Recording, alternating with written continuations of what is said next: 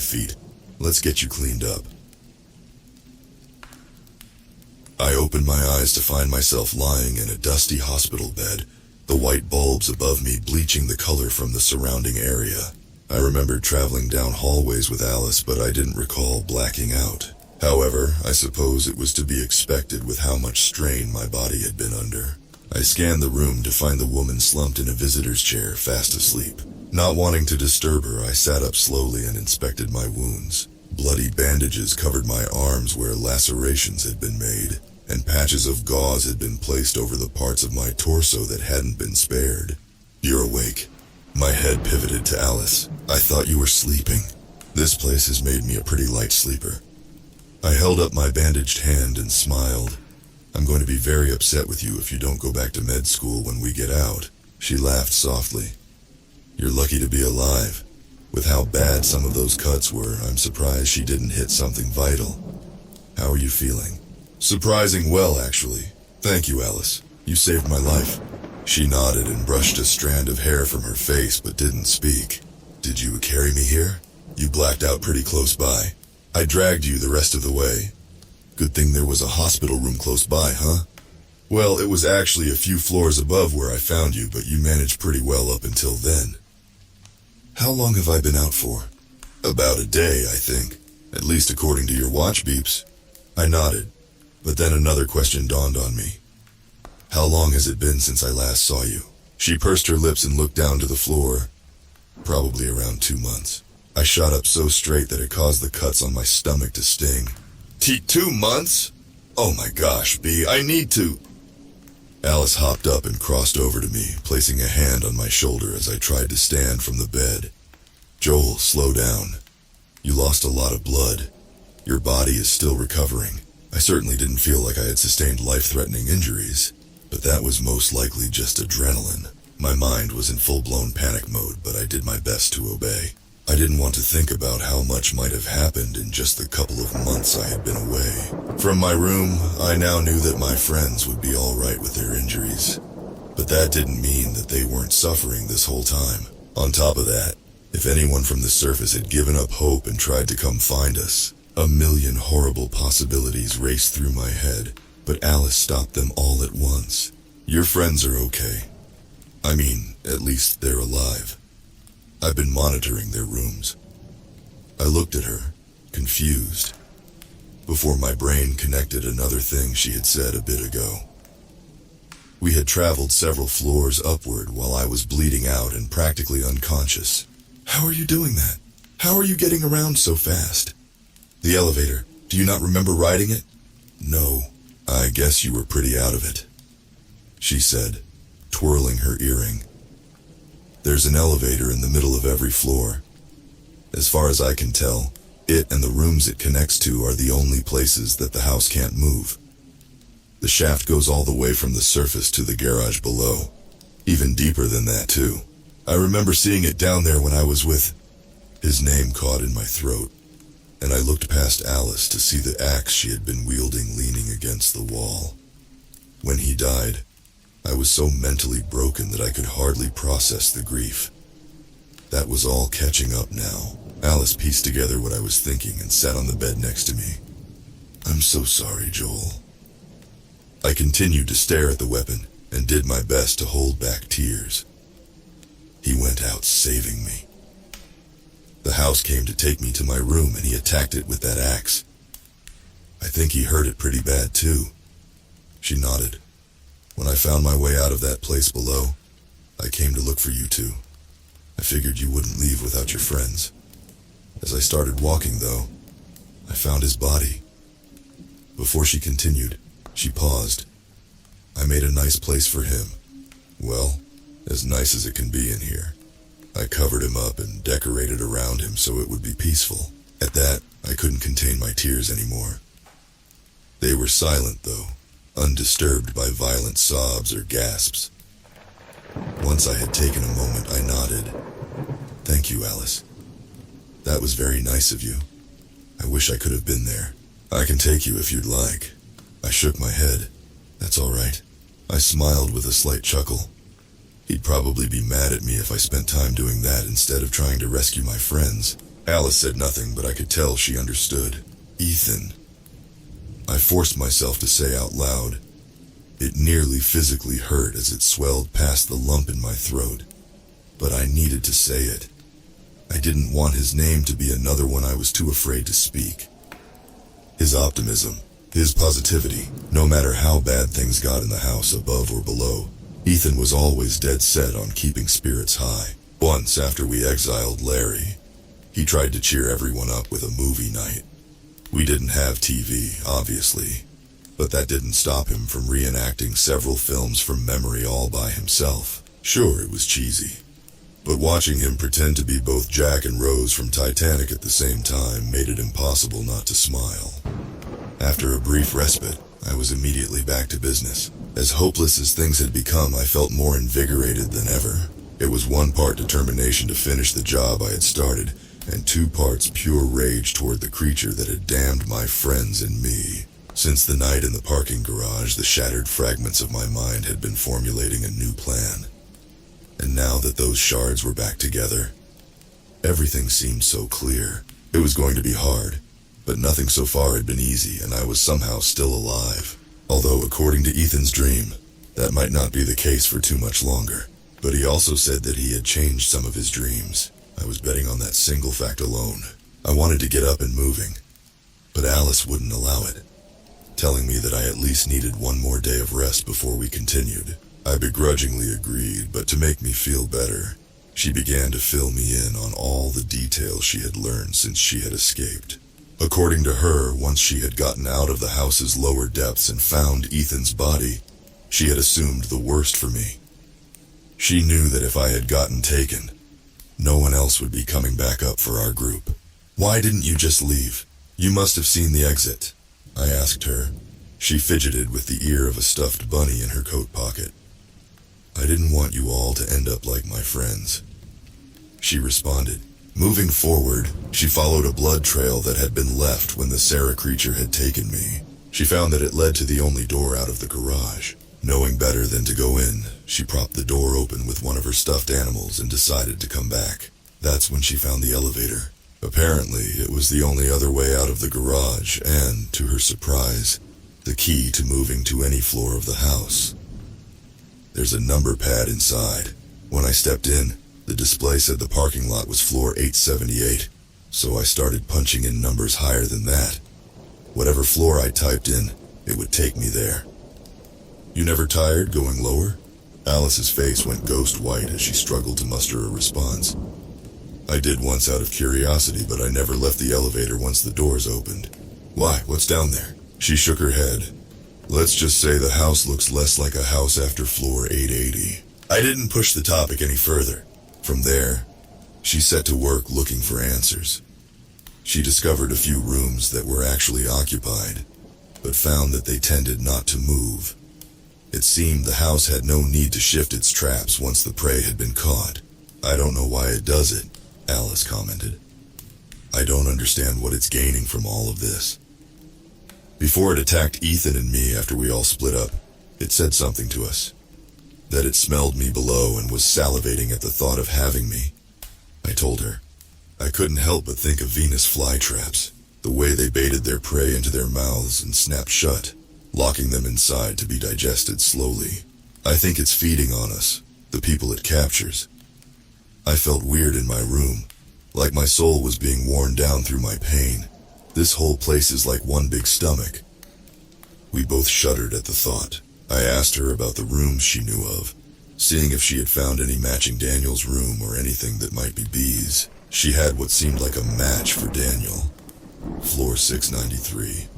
The elevator on the level only opened into one room with a locked door that slowly leaked water from its seams. The floor number seemed to match up with when we lost Dan, and the water certainly felt like it belonged to his room. Once I took care of what I needed to, that was where I would look for Daniel. His strength, his level-headedness. Ever the leader, Daniel always put the group's interests first. He was just as scared and confused as the rest of us the day we arrived in the house, yet he never showed it. After the first few weeks, when starvation began to set in, Daniel was the first person to volunteer to go downstairs and scavenge for food. He insisted on going alone, as he didn't want anyone else to be at risk. but we didn't let him. If he hadn't felt the need to stick around for the rest of us, I truly believe Dan would have attempted the journey to the exit on his own long before Andy had. As for B, the closest thing she knew of was an area on floor 864, just a few levels above the exit. It was a door located among the tangle of halls and minor rooms that opened into a pitch-black void. At first, she thought it was a sheer drop, but tossing a piece of debris into it, she found that there actually was unseen ground. However, she decided against going inside, not wanting to chance it.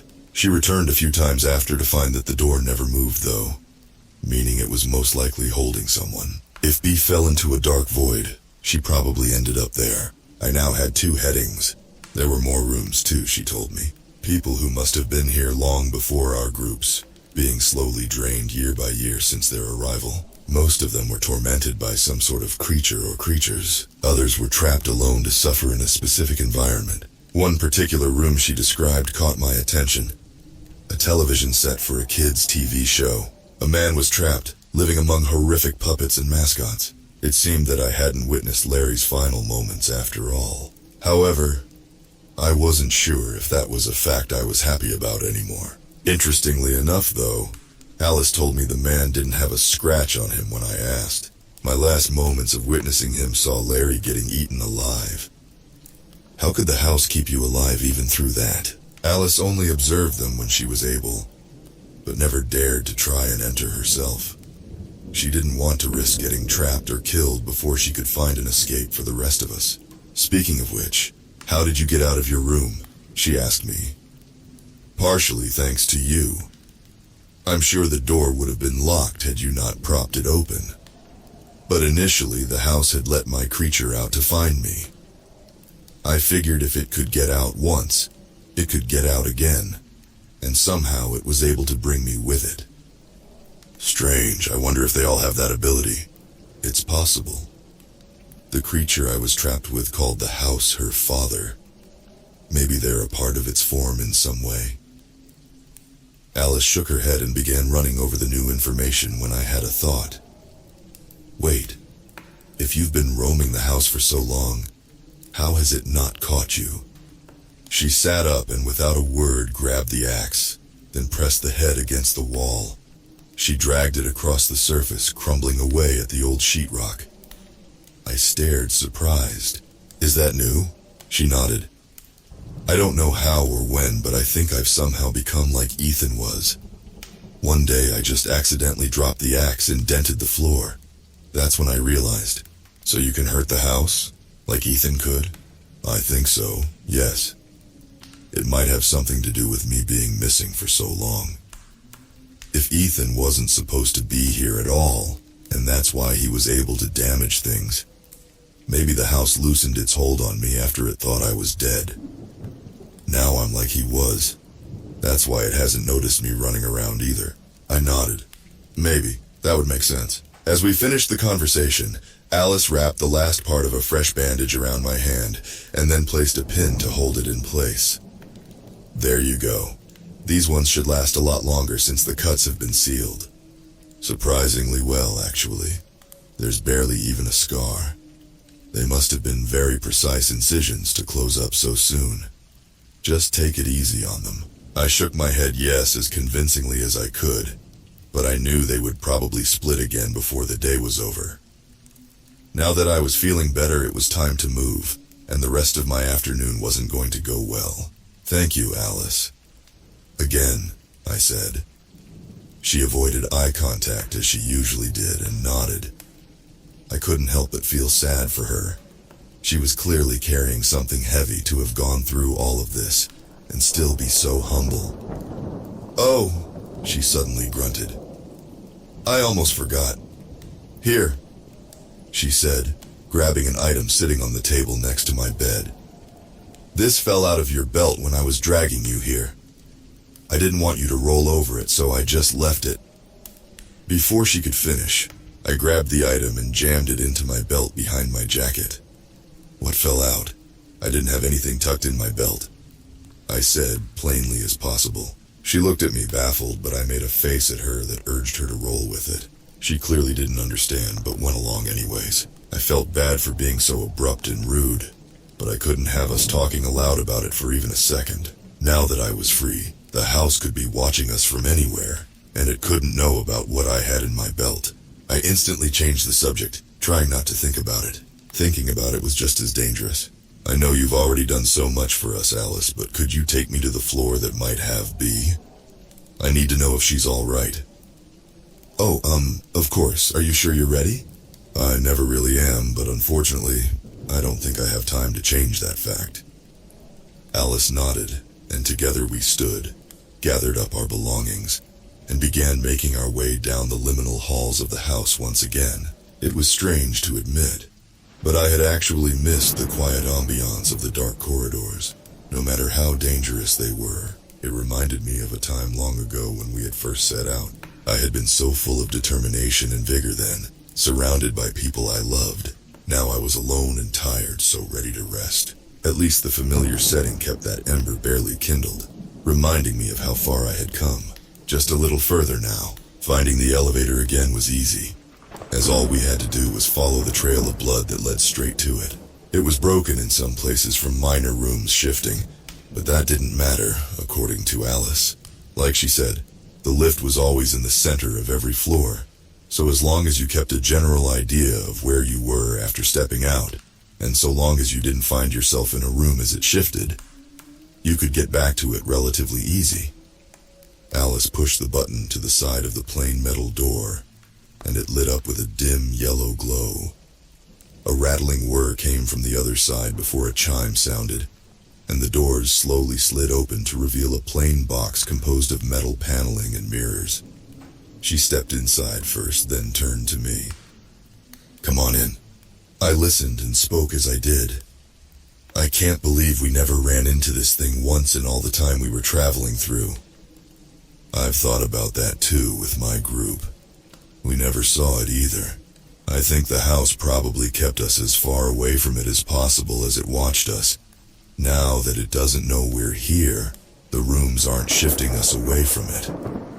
She reached over to the keypad on the wall where buttons would typically be, and punched in 864.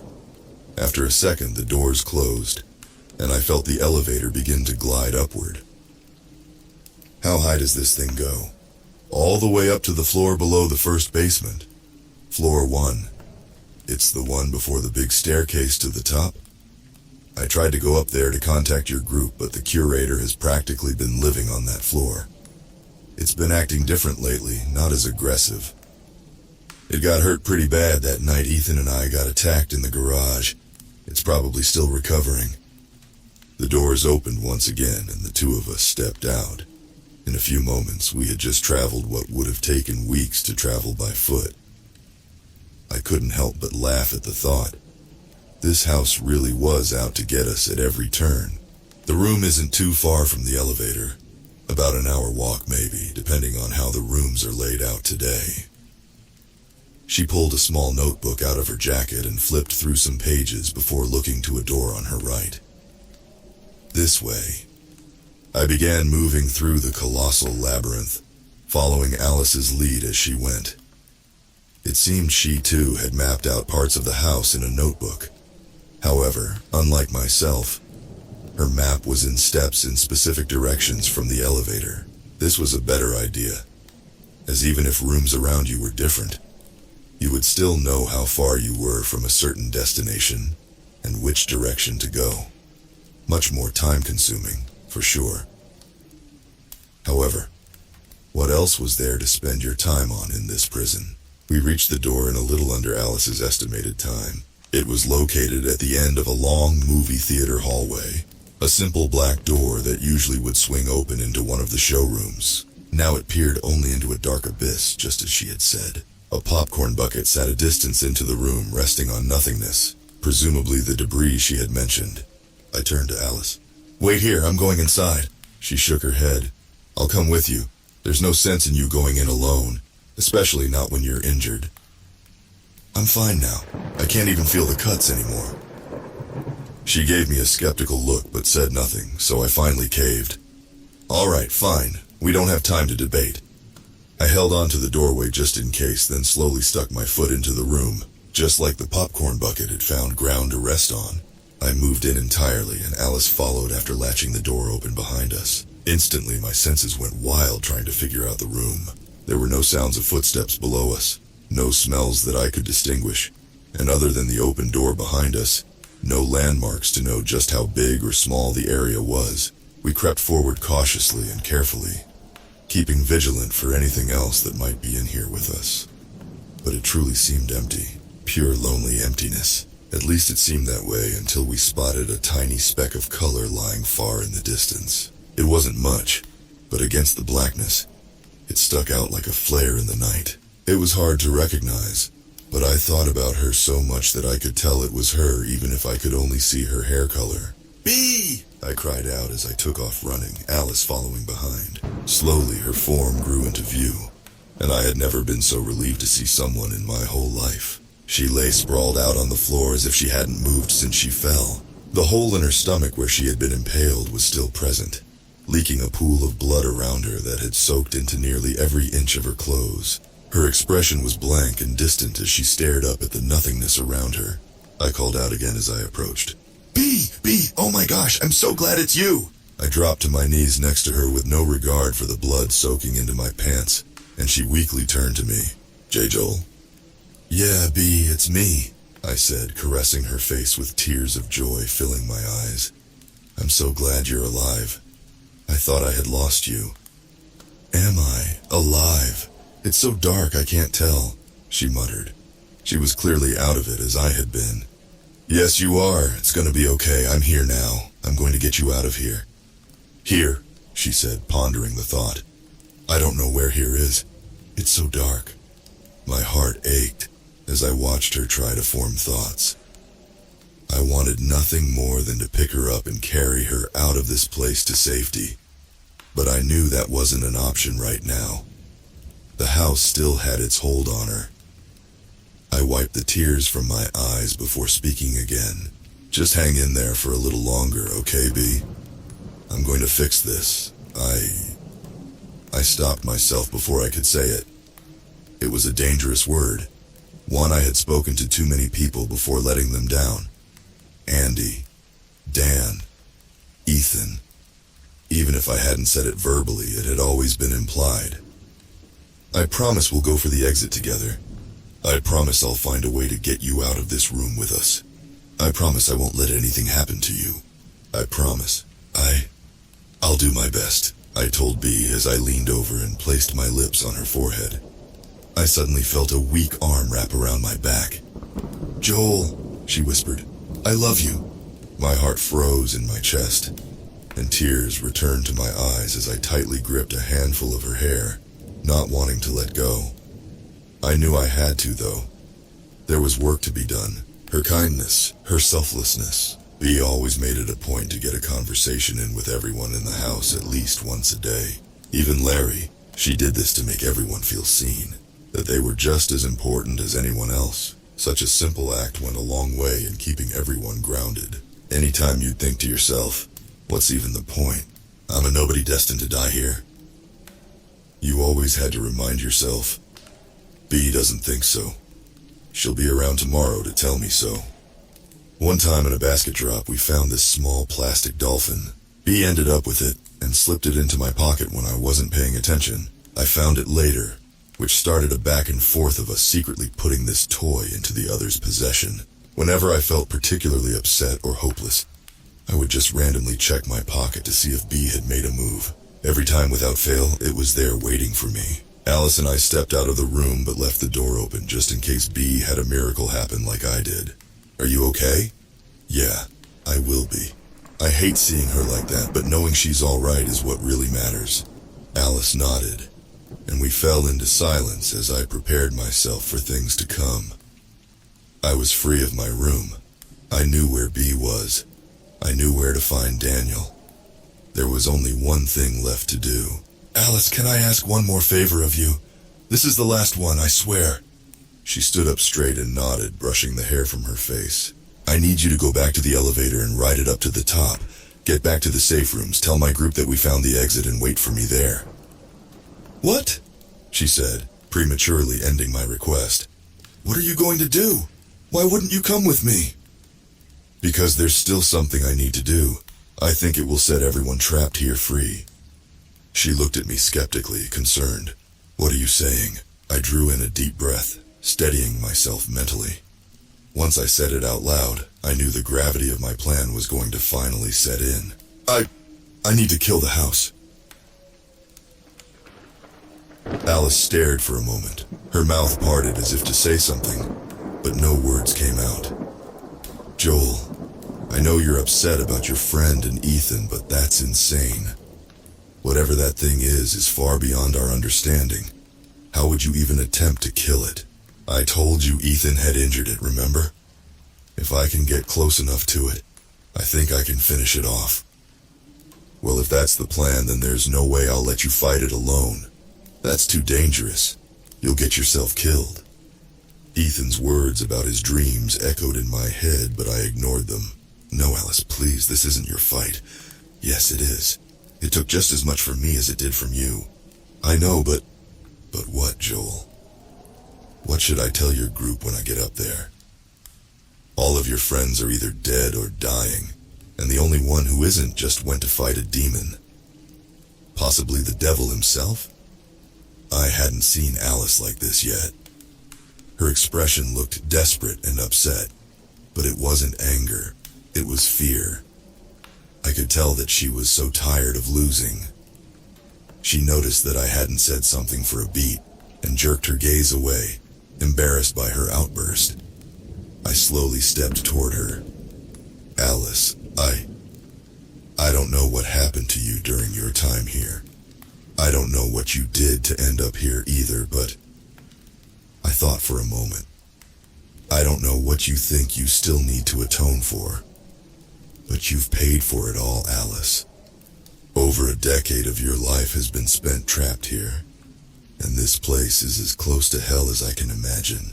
You've lost so much and sacrificed even more, and it's painful to see you continue to punish yourself for things you can't control. Her gaze finally drew to mine as I continued.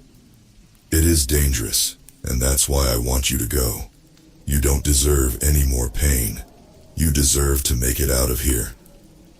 I could tell by looking at her that she still wasn't convinced. Please. In my entire life, I have never done anything good for anyone, Alice. All I do is hurt. So please, just let me do this one thing on my own. Let me try to do one last good thing in case I don't make it out of here. There was more silence before she quietly spoke. That day that I left you guys in that basement. A long time ago, I had a friend that I stabbed in the back to get something I wanted. It left them broken, and, well, it ruined their life. From that day forward, I just always wanted to make up for it.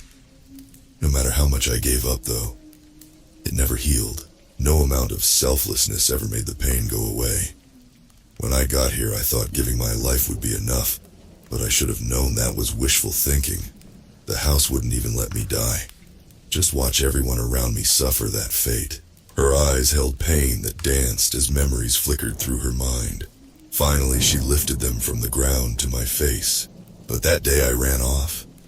That was the first time I hadn't even thought about it. Atoning, I mean. I ran off because it felt like the right thing to do. And suddenly, it all made sense.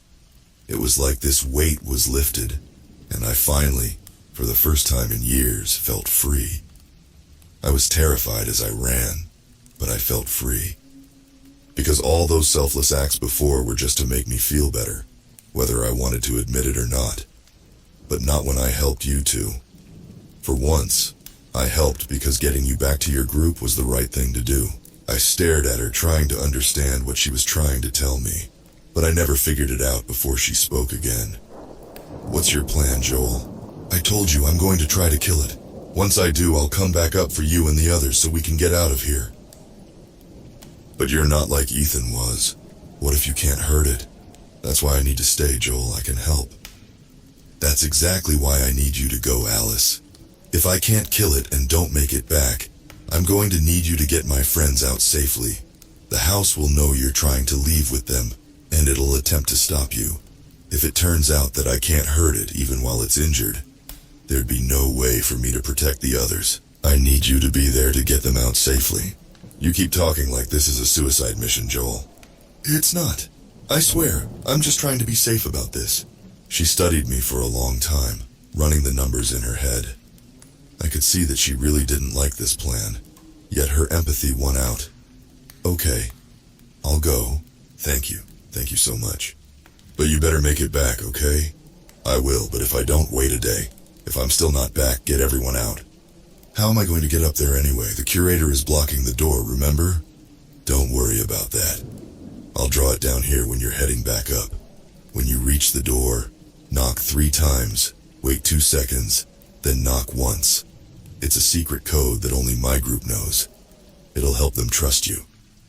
She nodded, then sighed. All right, I guess I should get going. Good luck, Alice. She smiled. Thanks, but you can keep it. I think you'll need it more. She looked down at the axe in her hands, then held it out. This too. Just in case what you have isn't enough. I took the weapon, and without another word she turned and headed down the hallway before looking back once and disappearing around the corner. Just like that, I was alone again. I set a timer on my watch for 45 minutes while I let Alice get back to the lift. In the meantime, I tried to keep myself occupied and not think about what was to come. I stepped back into Bee's room and sat with her for a while, but she was still out of it the whole time. I gently brushed her hair with my hand and stared down at her. I love you too, I told her. And I'm so sorry for the way I treated you, for everything. For the rest of my time I sat in the theater hallway and just thought and prayed. There's a lot to think about when you might die. You wonder about all the things you could have done differently. You think about all the little details that you thought were so important, but now are so trivial in the face of everything else. I thought about Rose, Andy, and Ethan and wondered if I would see them again. But I also thought of him when the others got out of here and I was confirmed dead in the real world. Would they have a funeral? Would he come? Or would he even care that I had died? My watch beeping snapped me from my thoughts and I stood to my feet. I looked down at my wrist to silence the small screeching machine, but it stopped on its own. I tried the light button to see what had happened, but it wasn't working. Stepping down the hall into the theater's glow, I laughed to myself as I looked at the blank digital display. After all these years, the little thing had finally given out on me. I stepped into the lobby, then with shaky hands cupped them to my mouth. Hey! I screamed. Is anyone there? It was a gamble on who would show up first, the house or the curator. If it was the latter, then great. That meant more help for me. If it was the former, however, well, there never really is a good time to die, right? Tank, tank! I never thought I would feel relief upon hearing those notes. It was only surface level, though. After all, the last time I had seen the creature, it was mad I had escaped. There was no telling how it would act. I turned to the hall it had come from and called out, Hey, over here! Its footsteps were soft and quiet, stalking slowly. It didn't make any other sound. It's okay, I gently spoke. I'm not going to run or trick you. I just want to talk. I saw its bald, skin-patched, skeletal head peer into the room at me from the dark theater entrance. A shiver ran through my spine, but I shook it off. Bad pet, it murmured as one colossal hand crept into the lobby. I set the axe down and then held up my hands as I spoke again. I know. I was a very bad pet. You like good pets, don't you?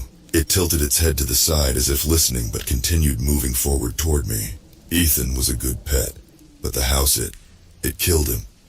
You don't like the house, do you? He's mean to your pets. I said as if trying to coax a child. The creature clacked its teeth together and looked at me before shaking its head. My heart pounded in my chest. I couldn't believe I was having a conversation with the feral beast that had haunted me for the last 4.5 years. I don't like the house either. How about we help each other? I said sweetly. You helped Ethan and me last time, remember? If you do, I might be able to make the house go away. Then you'd have your pets all to yourself. Wouldn't that be nice? By now, the curator was only 10 feet away from me, and it stood on its hind legs as it stared down. I swallowed hard and hoped that it wasn't ready to pummel me into a stain on the carpet. Friend? It squeaked as if trying to understand what I was saying. Like a friend. It tilted its head to the other side and then clacked its teeth once again before saying, "Help, friend," and playing a small flurry of notes on its throat. The creature and myself looked at each other for nearly a minute in stunned silence. I had absolutely no idea what to do next, and I was frankly shocked it had listened at all. The good news was that I now had the strength I needed to get the upper hand on the house. The bad news was that if we succeeded, I would have a whole new problem to worry about. The indifferent news was that if the next few hours were my last, either outcome would no longer be on me to sort out. Worried I might lose the creature's focus, I forced out a, "Good. That's really good, friend. Now, let's go find that mean house." Cautiously, I picked up the axe again and began to step around the curator toward the door. As I did, it pivoted the whole time, following me with its unyielding eyes. I didn't dare to look away from it. When I was about halfway to the door, I felt a rumbling around us. The curator must have felt it too, as it nervously shifted its massive hands across the carpet to steady itself. The room was moving. In a panic, I changed directions, heading back toward B's hallway. The door was still open to my relief, and I could see the endless black void beyond. Hers hadn't moved. Instead, I turned back to my original destination to see that the lobby's glass doors now peered into a parking garage. The parking garage. Across the way, I could see my target standing in front of something on the ground. A figure covered by a sheet with a couple of fake houseplants posted nearby. Ethan's body. I clenched my fist in anger. The house really did know how to get to me. It took the form of him as it had for so much of my time knowing it. And as I stared, it glanced over its shoulder. I couldn't see its face from how far away I was, but I knew it was smiling. I turned back to my new friend, who looked at me with a cocked head. Well, I guess it found us. The curator did nothing but click its teeth and continue to stare at me. What had I gotten myself into? Not beating around the bush, I placed my hand on the door's handle and pushed it open. The cavernous ambiance of the parking garage wrapped itself around me as I slowly stepped through, followed by the curator, who crouched low to the ground like a cat prowling toward its prey. The house stared at me every step of the way, unblinking and still as a statue. Once I was about 20 feet away from it, I stopped, my heart nearly throbbing out of my chest. The same could be said for the house, too. The hole that Ethan had torn was still present, the dead heart within, beating slowly, painfully. "Well, this is a surprise," the shapeshifter sneered. "I truly didn't expect to see you again, Joel. Tell me, how did you get out of your cell?" Beside me, I heard a gurgle brew in the back of the curator's throat, but I slowly raised a hand in an attempt to calm it. We couldn't just dive straight into things. I needed to have a clear opening before I went for the kill. "It's okay," I told it. "Just wait a moment." "And you brought the passenger, I see. What's the plan? Are you two going to rough me up again like last time? Is Ethan going to spring up from under that sheet and finish the job?" The being chuckled, looking down at the blanket covering the body on the ground. I felt sick as I looked at the blood-soaked tarp. I wouldn't count on him if I were you. He hasn't been feeling well lately. My blood boiled. "Yeah? You sound pretty confident for a creature that almost lost to a human and one of your own children." That wiped the smile from his face. "How dare you insinuate that that parasite is one of my children?" It snapped, glaring at the beast behind me. I was confused, but he didn't give me time to think about it more. "And you sound pretty confident for someone with no real leverage. Have you forgotten how this works, Joel? You're not like Ethan or your other friend, that Alice girl. You can't hurt me." "Oh yeah? That heart of yours looks pretty soft. Why don't you come over here and we can test that theory?" The hole that Ethan made would certainly be enough, but it was still small. I would have to get really close if I was going to pull this off. "You're planning something," the being said plainly with a smirk. "I can hear you thinking about it. I can't quite tell what, but I know it's there."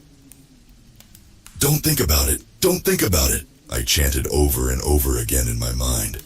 "Think about what, Joel? How exactly do you plan to kill me? I hope you brought more than that toothpick in your hands." Maybe I won't, I blurted out, trying desperately to switch topics. Ethan thought you would kill me in the end. He had a dream about it. Oh, really?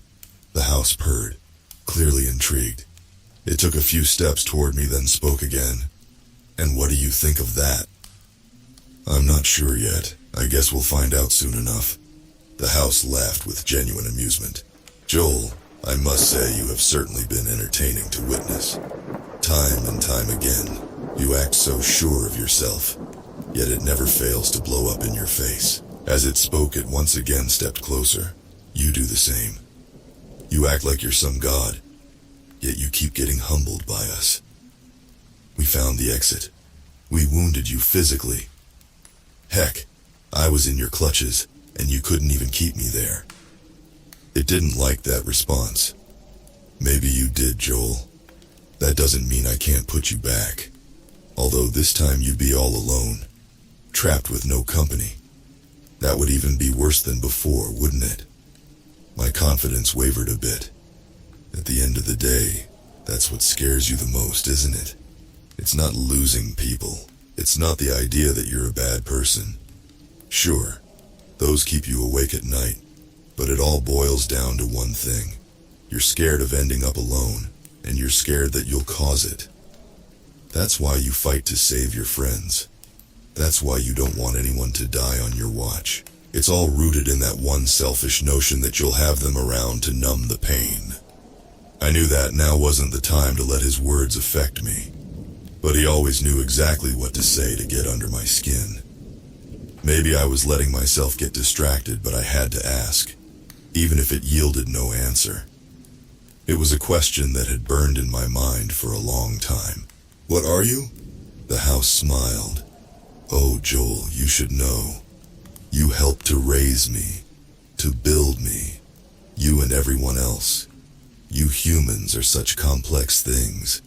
You hurt each other and commit the most heinous acts, then try to dust it all away with false apologies and affirmations. But all of the darkest things, the sins that are too big to be swept under the rug with simple words, those you lock away.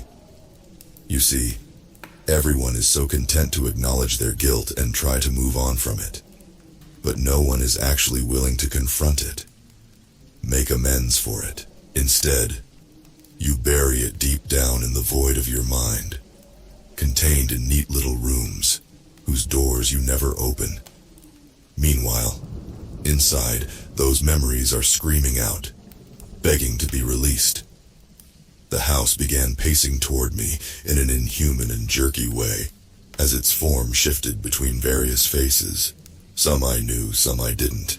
But you have to understand, Joel, when those screams echo out into the lowest parts of the void, its eyes flicked to yellow as it stepped in front of me with a grin. Something might hear them. With the creature now so close and my confidence quickly dwindling, I lobbed the axe toward the hole in its chest. Expecting the attack, the being retracted into the floor as the curator pounced forward, following my lead. We immediately went on alert, trying to figure out where he would emerge next. However, he never did. Instead, his voice filled the entire garage. It's a shame, Joel. Your agony tastes so delicious, but you've become too much of a nuisance to keep around. If I can't break you, I suppose there's only one other option. Let's make Ethan's dreams come true, shall we? The house went quiet as the curator and I continued to pivot, looking out for it to attack. I gripped the axe tightly, ready to strike wherever it appeared. I knew it would most likely have no effect, however. I saw the asphalt below me begin to buckle outward, and I raised the axe, but the bumps sunk back in quickly, surprising me. I waited until I saw it again, although it was a few feet away this time. Then again and again, it took my eyes a second to register that it was happening all around us. The ground was rippling. I turned to the curator, who looked on edge as it shuffled around, staring at the floor. Then all at once, chaos erupted. Bodies, forms of people made of asphalt stretched from the back tar below, all wailing and reaching out to grab us. Their torsos leaped forward as arms and hands writhed upward, clawing at my legs and grabbing hold of me. I swung the axe down on an arm that held my leg, surprised to see that it shattered away on impact. I swung again and again, doing my best to fight off the relentless horde, but there were too many. Meanwhile, they did the same to the curator, leaping on it and doing their best to drag it to the ground. However, they were no match for the colossal beast, who swatted them away like flies from a sandwich. Still, the numbers were beginning to overwhelm. I wasn't faring as well. No matter how many I destroyed, more took their place. Eventually, I was dragged to the floor and fell among the mob. They surrounded me with their petrified bodies and began pulling on me harder, this time into the concrete.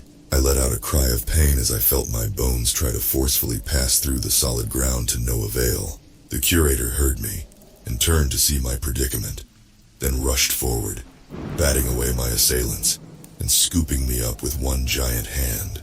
It held me suspended above the sea of tortured souls while fighting them off with its free fist. However, this restricted movement was a lot less effective.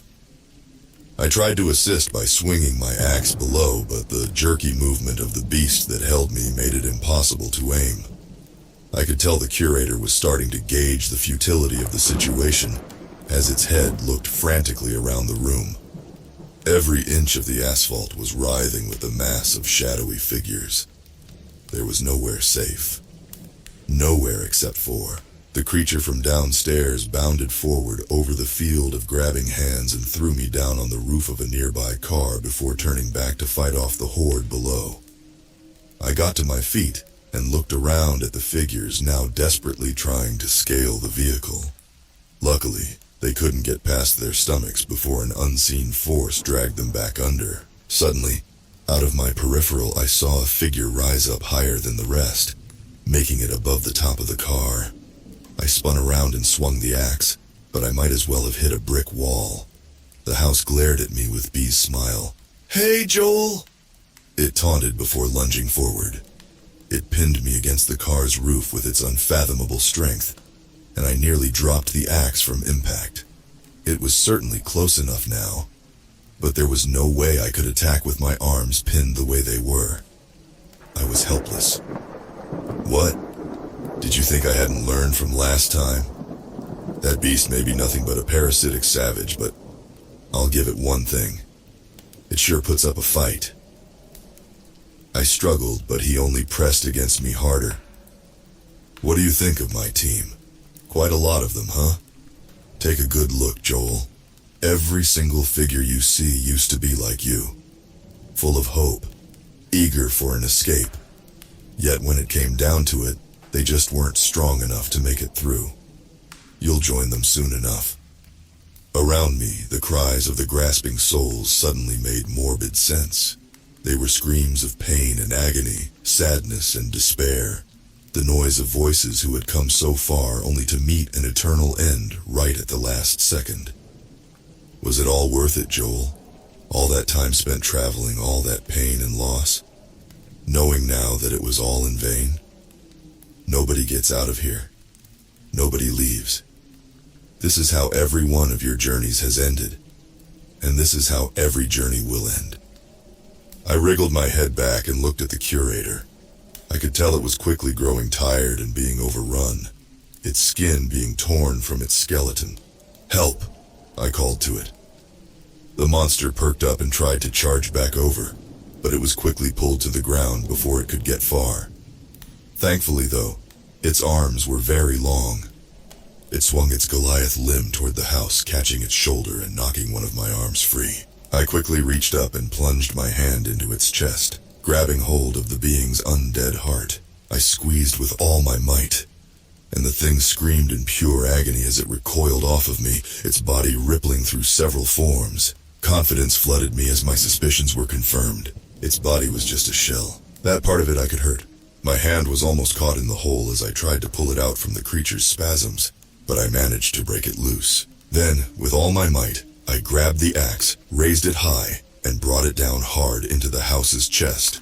The house looked up at me, pure shock in its expression. Its eyes flickered to their true yellow form, and soon after its moldy body followed suit. It jerked away from me, taking the axe with it as it clawed at the handle trying to pull it loose. I couldn't believe it. I had done it. The joy of that thought lasted only a few seconds. The house pried the weapon loose and peered down at the hole. The axe hadn't made it all the way through. It had gotten caught right on the edge.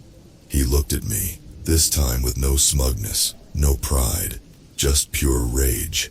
Without even trying, it snapped the tool into dozens of pieces, keeping only the sharp part in its hand. How could I have been so dumb? Why didn't I stick to the plan? Why hadn't I used the... Before I could think anything else, it lunged forward, fast as light, and jammed the axe head deep into my chest. So deep that every bit of it disappeared somewhere beneath the pool of blood that erupted from the wound. I could feel every bit of tissue tear as it cracked through my ribcage and sliced through my heart. Ceaseless pain shot fire through every nerve as my body clocked into panic mode. Trying to understand the sensation it was feeling, confusion was all I felt. I couldn't scream. I couldn't cry. I could barely think. All I could do was force my head up and stare at the mess on my torso. It looked so absolute, so final. How do you bandage a wound like this? I struggled to wonder. Was that what you were going for, Joel? The house hissed as it leaned in close to my face, lapping up every bit of my hopeless expression. As blood began to flood the places inside me it didn't belong, the pain began to subside. Maybe I had just gone numb. I didn't know. I didn't need to worry about that. I didn't need to worry about anything anymore. My last thought, before I had none at all, was that Grace had been right. Once you got past the pain and fear, death really was peaceful. My vision went black, and I reveled in the small relief of knowing that all my struggling was finally over. But then, something strange happened. Darkness, a pitch-black void engulfed every sense like sleep. We sleep every night, yet we never honestly know what the process feels like. We experience the before and the after, but never the in-between. One second our eyes are closed, the next they're open, and it's a different time of day. Sometimes a dream fills the empty space, but sometimes it doesn't. On those nights, it's just darkness. I learned what that in-between space felt like as the last breath of air slipped past my lips, and I gave up my life. It was all I felt. But then it suddenly wasn't. I was still in blackness, but now I could feel something. An aura around me, a sense of self. I wasn't nowhere. I was somewhere. I no longer had the sensation of a body, but I focused the tangled string of thoughts that made up my drifting consciousness to remember what it felt like, to have form, to feel. My hands tensed at my sides to grab a hold of something silky and soft, a stark contrast to the cold car roof I had just died on. I felt it not just in my hands but my back too. I was still laying down. The simple realization caused my consciousness to rush into one point so violently that I jolted straight up with a gasp, my functions returning to me. I had no idea what I expected to first see in the afterlife, but a familiar soft yellow was not it. The room I was in was undoubtedly the yellow room, but it couldn't have possibly been the same house. It was clean, with no water stains or dust in sight. As I inhaled for the first time in 4 years, I smelled no trace of mildew. The room around me was decorated, with pictures adorning the old yellow walls and dressers furnishing the corners. Real, living houseplants sat perched on shelves, and below me, a warm, cozy, not damp bed held my newly realized form. My clothes were no longer torn, stained, and tattered, and I had no more bandages covering wounds on my skin. My fingers instinctively wandered up to trace the spot on my chest where I had seen an axe head disappear moments ago. There wasn't even a mark. I looked behind me out of the clean, clear window to see that it was night outside, unobscured by an endless blanket of clouds that once was. The disturbingly perfect round hills that I was used to seeing had been smoothed out into natural rolling plains of golden wheat that swayed gently beneath an early breeze. Mountains even further hid a crowning golden sky as the sun began to rise somewhere behind them.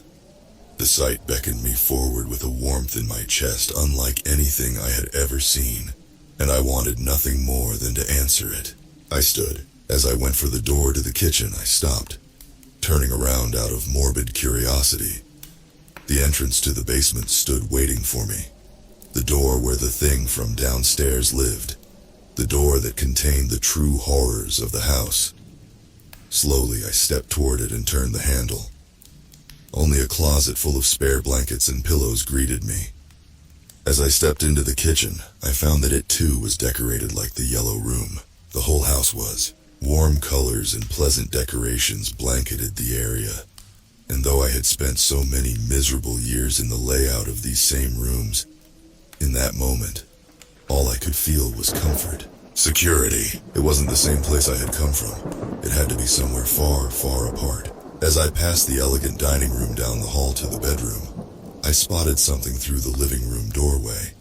A figure sitting on a bench in the sunroom, gazing off into the horizon. I felt no fear as I called out, "Hello?" The figure turned their head slightly, and I suddenly felt numb as they spoke. "Oh hey, you're finally awake." I forced one foot slowly in front of the other as I stepped closer. The feeling of shocked joy made it hard to speak again. Ethan," I heard him laugh softly before calling out. "Yeah man, it's me. You want to come talk for a bit?" I listened to his request, shock still causing me to move slower than I meant to. When I rounded the corner, he turned to me and stood with a smile. "Hey Joel." I threw my arms around him like a bear as tears of joy began to leak from my eyes. I had never been happier to see someone again in my life. "It's good to see you too," he chuckled. "Ethan, I didn't think I'm so sorry." I stuttered, barely able to think of a response. He pulled away and sat back down onto the bench. "Have a seat, man. We finally have some furniture around here, we may as well use it." I chuckled as I wiped the tears from my eyes and sat. "What's going on? What is this place?" "We're waiting to see if the sun comes up." "Why? Does it not usually come up?" I saw him purse his lips, but he remained looking out the window. "Apparently sometimes it doesn't. If it does, it means we can head out though, across the fields." "What's out there?" "I'll tell you if the sun comes up." "Can we not go now?" "We probably could, but I've heard it's easy to get lost out there at night. Besides, it's more pretty in the day."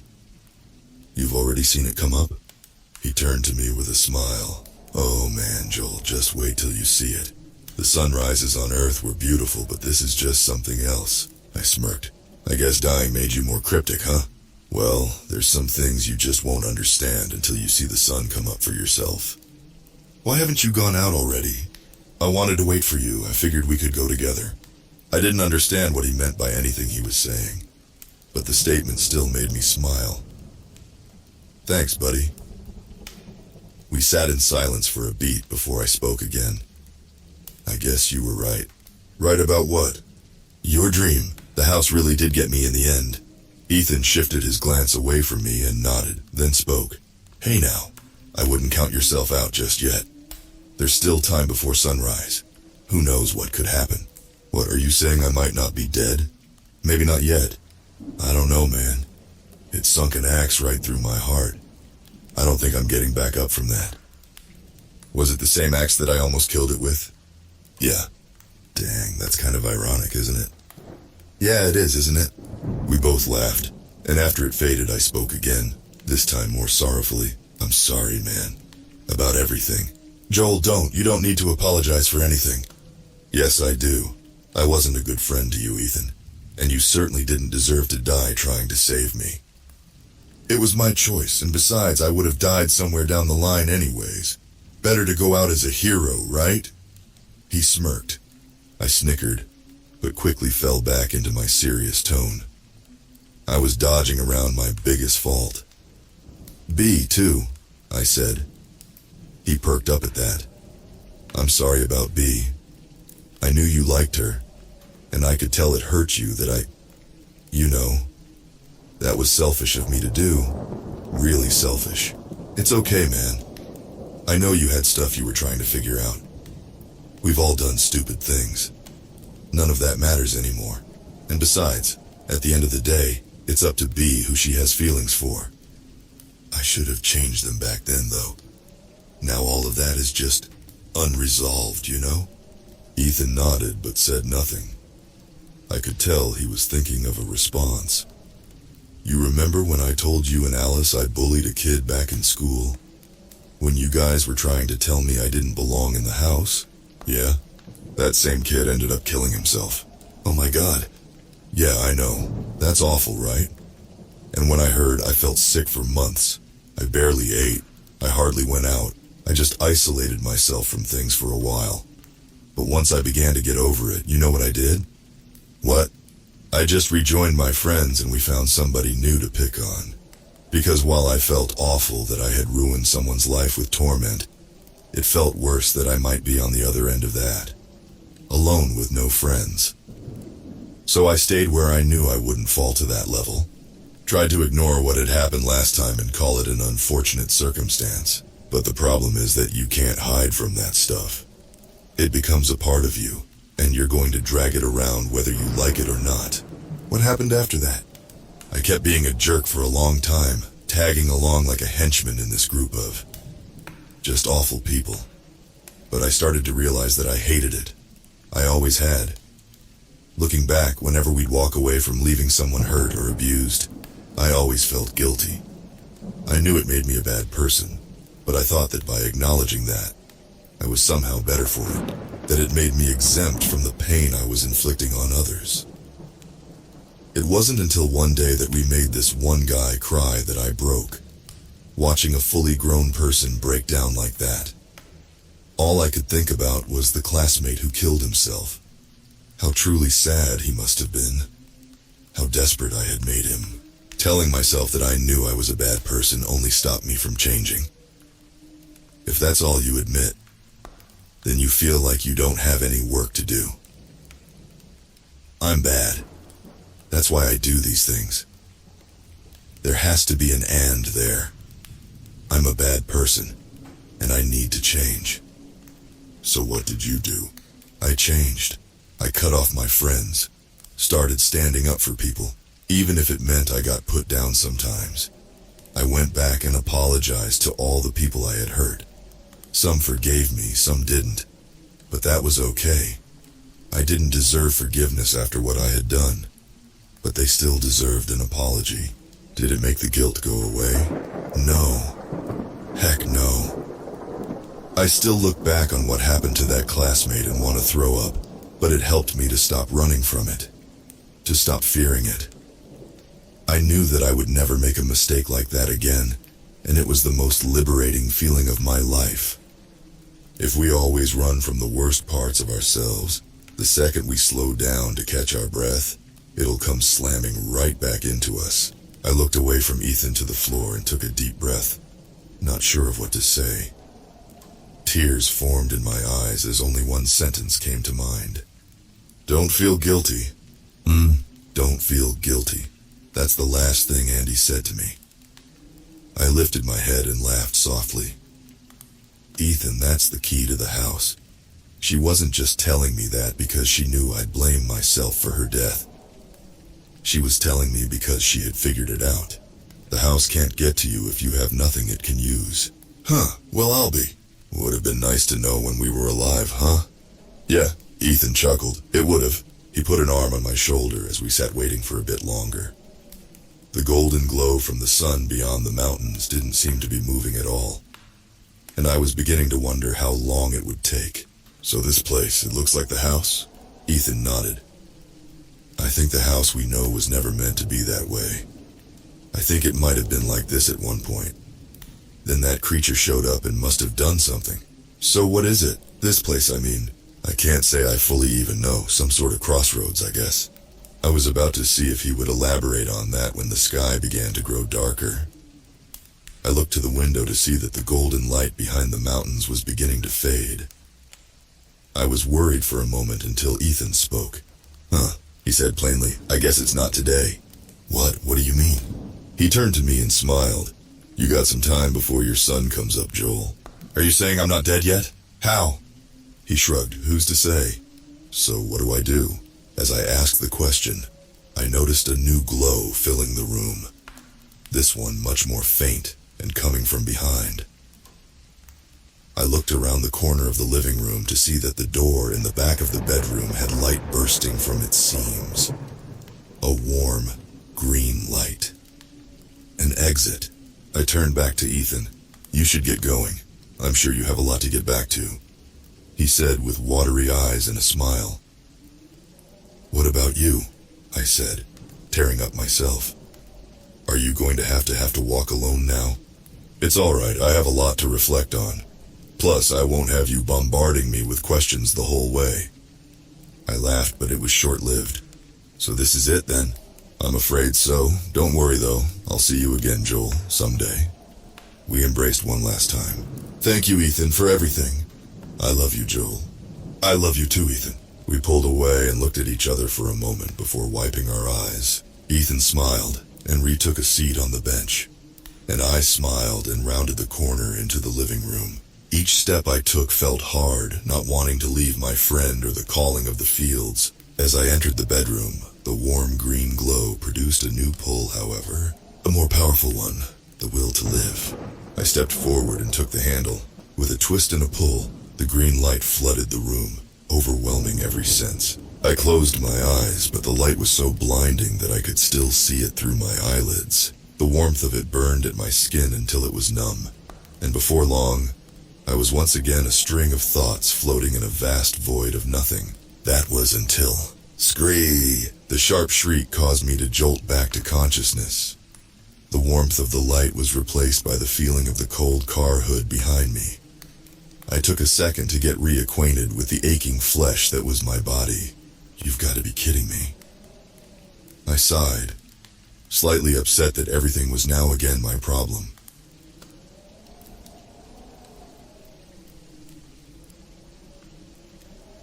I choked the selfish thought back with thoughts of B and the others, then slowly lifted my hand to my blood-soaked torso. While a crimson muck still covered my chest, there was no injury besides the hole left in my shirt. My chest tingled at the thought of the gaping pit that had once been, causing me to cough violently. How was that possible? Another shriek reminded me that I was not currently safe. How much time had passed? I sat up slowly, my head still spinning from death. The answer must have been not much at all. Before me, the shadowy figures in the asphalt assaulted and grappled the curator while the house loomed over it in its true form, violently clawing the beast. The curator was doing its best to fight its enemies off, but it was quickly failing. It was my turn to help it. I checked my belt to ensure I still had my plan tucked in it before shakily standing to my feet. Around the car, figures still writhed and wailed at me, hoping to pull me down to their level. Hey! I weakly muttered. The house couldn't hear me over the sound of the chaos, so I tried again. Hey! I saw it land one last hit into the curator before it turned its amber eyes on me. It had no true face, no real expression, and yet still, for the first time since I had known the creature, it looked confused. For once, it looked like this was out of its control. I'm not done yet, I said through gritted teeth. The house stared at me for a moment, letting the tortured souls take the reins against the curator before it morphed its form into B. Well, this is very fascinating. I looked down and noticed the head of the axe buried partially in the car hood where I had been lying. Leaning over, I yanked it free before returning my gaze to the house. What's the matter? Never seen a dead man walking before? That's when it dawned on me. It had. As a matter of fact, that's what the creature specialized in. Keeping people alive in perpetual torment even past death. Or maybe you have. You've just never seen anyone escape their room, huh? For once, the house had no retort. No venom to spit my way. It simply stared in awe, unable to process what it was seeing. I'm still connected to you, aren't I? To my room. The creature glared at me with realization. Now who's feeding off of who? It dropped into the sea of bodies and remerged in front of the car, rising to my level. It grabbed me by the throat and lifted me into the air, an expression of pure rage across B's false image. I grabbed its hands and lifted myself to try and speak. What are you going to do? Kill me again? I croaked. Judging by your confusion, I doubt you know how to stop this from happening. Am I right? You finally lost control of something. The sentence made the creature realize he had also lost his composure, and he strangled me for a moment longer, before dropping me on the car hood with a thud. I gasped for air as the house began to circle around me. I haven't lost anything, Joel. Just because there's been a change in plans doesn't mean I can't still make you hurt. Pain doesn't scare me, especially not now. You know that's not what I'm talking about. You're fully aware of what I can do to your friends. My confidence choked for a moment, and the house caught it. It seized the opportunity to hurt me more. You know, Andy was just like Ethan. Innocent in all of this, I mean. That's why she made it so far on her own. I gave her a chance to leave too, but she squandered it like Ethan. I couldn't risk her helping you all escape, so I had to tie up that loose end. Point is, though, her death is on you, Joel. Even more than you thought. All your innocent friends were brought here masked by your stench of guilt. Of all of your group's guilt. I tried not to let the words land on my conscience. If I thought too hard about Andy and Ethan being in this place just because they were in proxy when we got taken, it might break me. Instead, I leaned into the illusion of pain, letting the creature get full of itself once more. I needed it to be still and close to get a clear opening. Letting its pride build before provoking it into a burst of anger was the perfect way to do that. So what's the plan then? Stand here staring at one another till one of us drops dead for good? I think that might take a while. The house chuckled in B's sweet laugh. You confuse me, Joel. You all do. Why do you want to go home so bad? Weren't you running from all of that to begin with? I've seen your past. I know that there's nothing out there waiting for you. You made sure of that by burning every bridge you crossed. You're wrong. Am I? You have no friends left. No family that cares. All that's left would be what remains of your precious group, and they only stick with you through circumstance.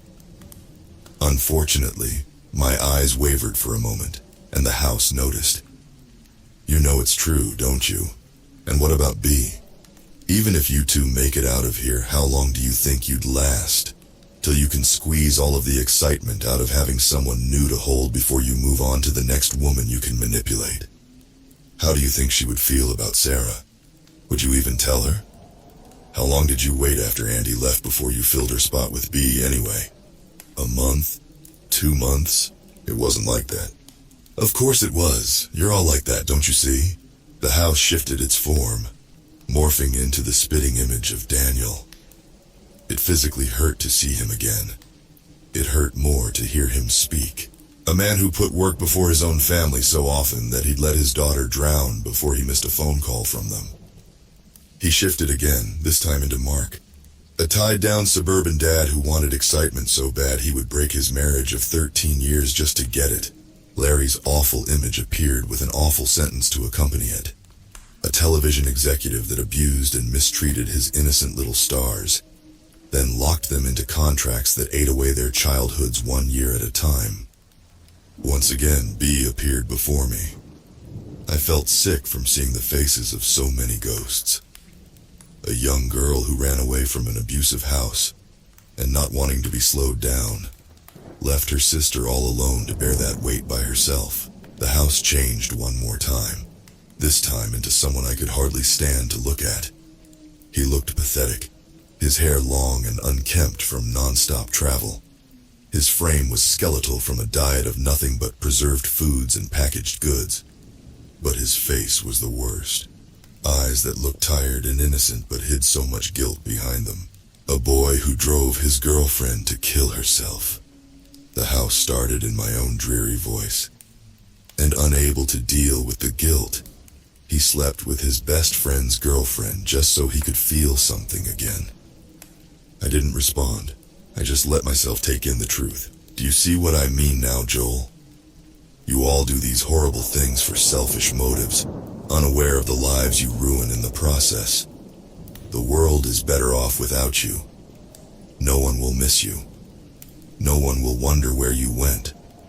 They'll just be happy you're gone. Deep down, you know that this place is all there is for you. I tried not to, but I failed to stop myself. I thought of Rose, no longer waiting for me somewhere beyond the exit. no longer able to be saved. I thought of him and his anger toward me, his pure justified hurt from my betrayal. I don't know if I can talk to you anymore, he had told me. I thought of friends that were now long gone due to my own reclusiveness, and the family who never cared in the first place. The house was right. I had nothing to return to from my life before. It was just a cold, lonely world of my own making. The accumulation of poor decisions and unchecked emotions. This place wasn't just a horrible fate I had lucked into. I was forgetting that this is where I belonged. The house hadn't picked 15 people at random. Most of us had done horrible things, and I was part of that roll call. Even if I escaped, even if I made it back to my world, what could I do? Where could I go? Two thoughts stopped my self-loathing in its tracks. The first was that I wasn't doing this for myself. I had other lives that depended on me. People I loved. People who, despite all of my filth, learned to love me. The other reason was more selfish. You're still wrong, I said plainly, confidently. The house seemed taken back by the response. Oh? In all the time you've tormented me, all of the days you showed up to mock me, the one thing you always said was that I was running. And you were right. I was. I was terrified that if I ever looked back, I would have to face whatever might be chasing behind me. So you admit I'm right? No, but you aren't.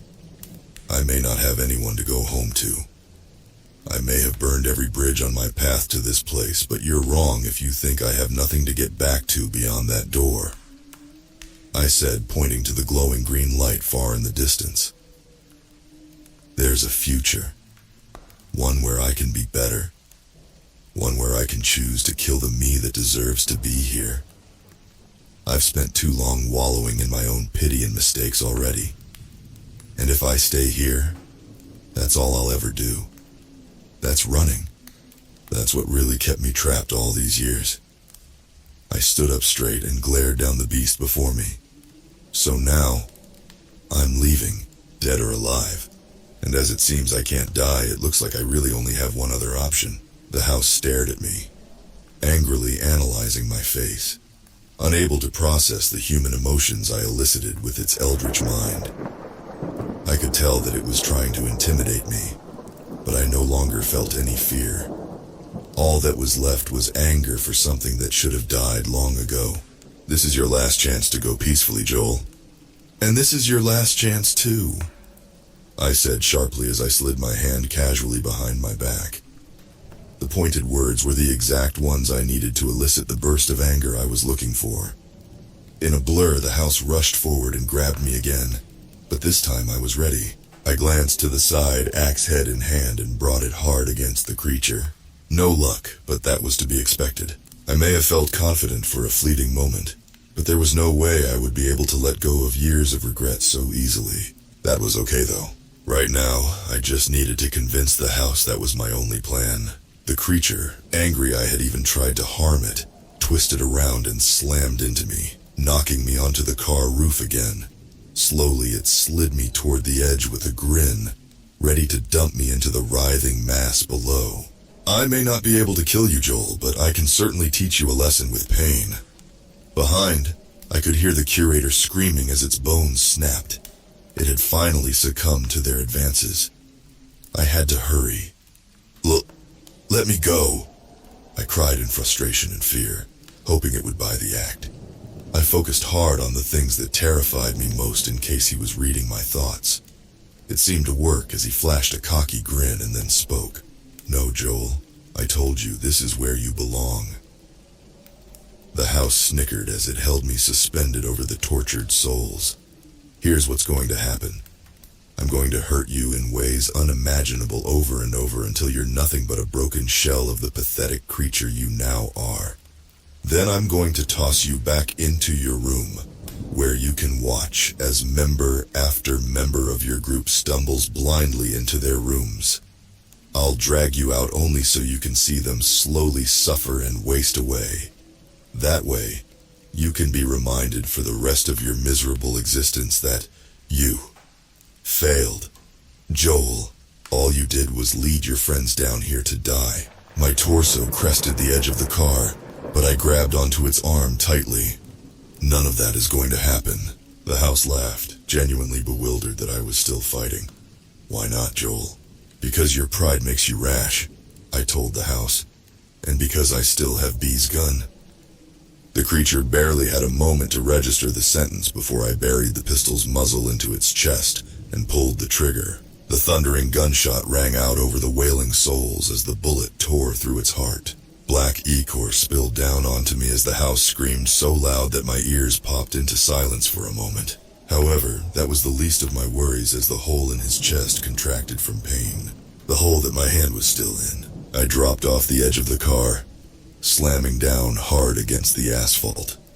The figures that writhed in the darkness were still present, but they no longer reached for me or tried to crush me into the concrete. Their wails slowly dissipated as they receded into the ground, and I rolled over to sit up. My left hand came into view as I pushed myself away from the concrete, and a bloody severed stump came in from the right to assist. Shock froze me stiff as I stared at the spot where my hand had once been.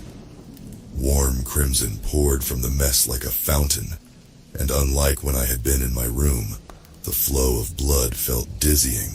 Somehow, the loss of only a single part of me was more dread-inducing than the loss of my life. I swallowed hard, urging myself not to vomit, and tried to ignore the warm, throbbing sensation at the end of the stump.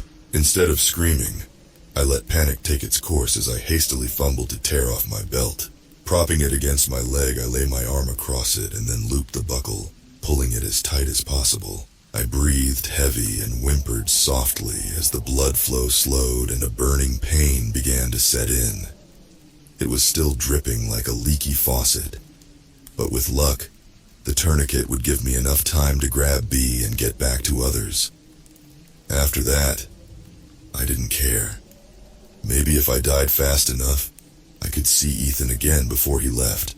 I shakily stood, trying to avoid looking at my latest injury, and walked around the side of the car.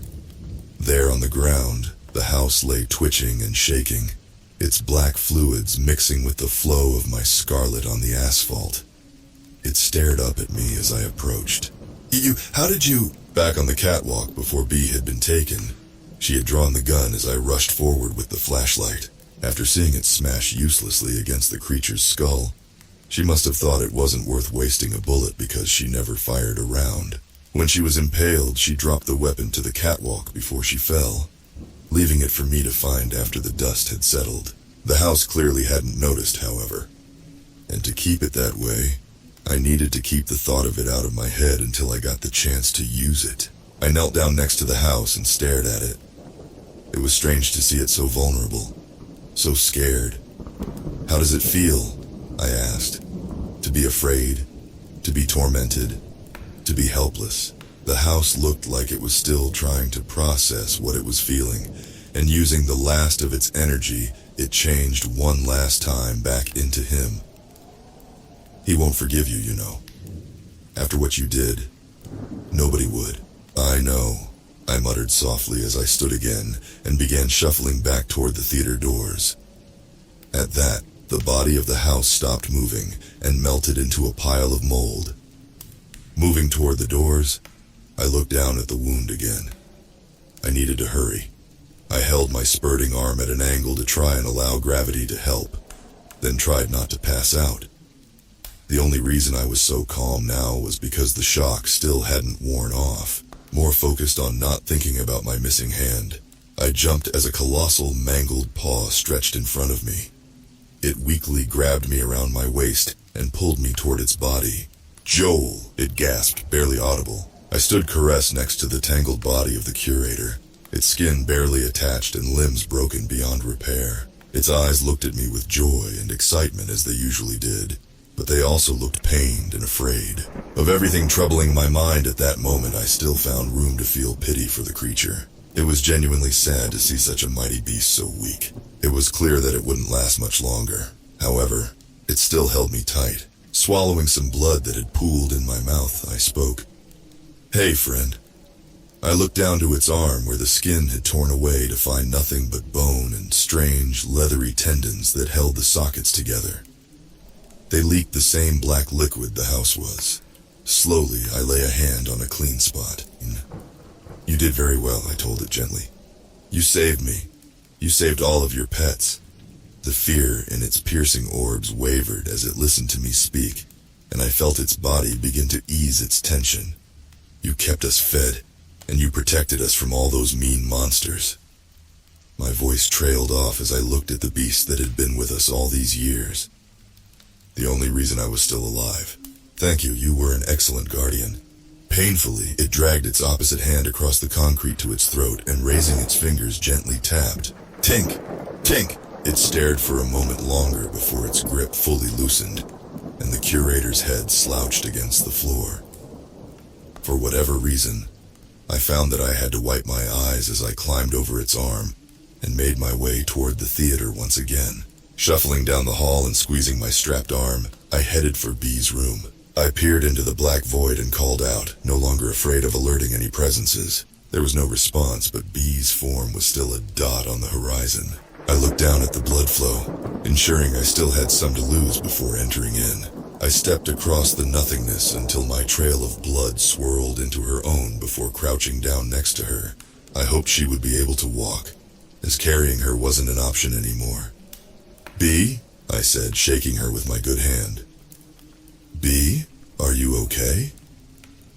With the house dead, it was safe to assume that we would no longer be able to survive our wounds, and B's was pretty severe. Joel, is that you? She asked, her head actually turning to face me this time. Her eyes were so full of desperation and joy to see me. They looked just like...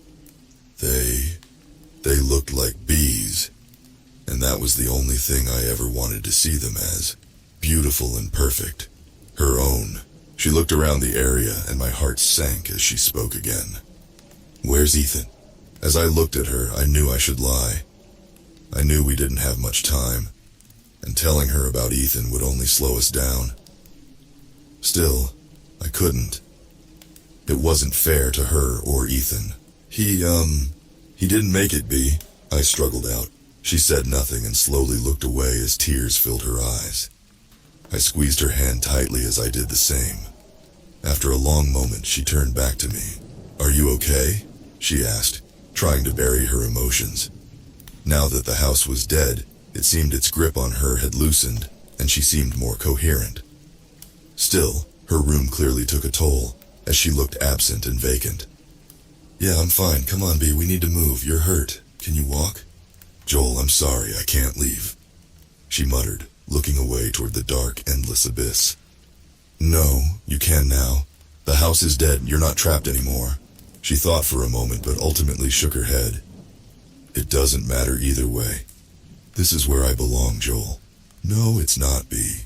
You belong with us, and you deserve to get out of here, I said, doing my best to slide a hand beneath her and help her up. This only resulted in her wincing in pain from the hole in her stomach. B, come on! Work with me here!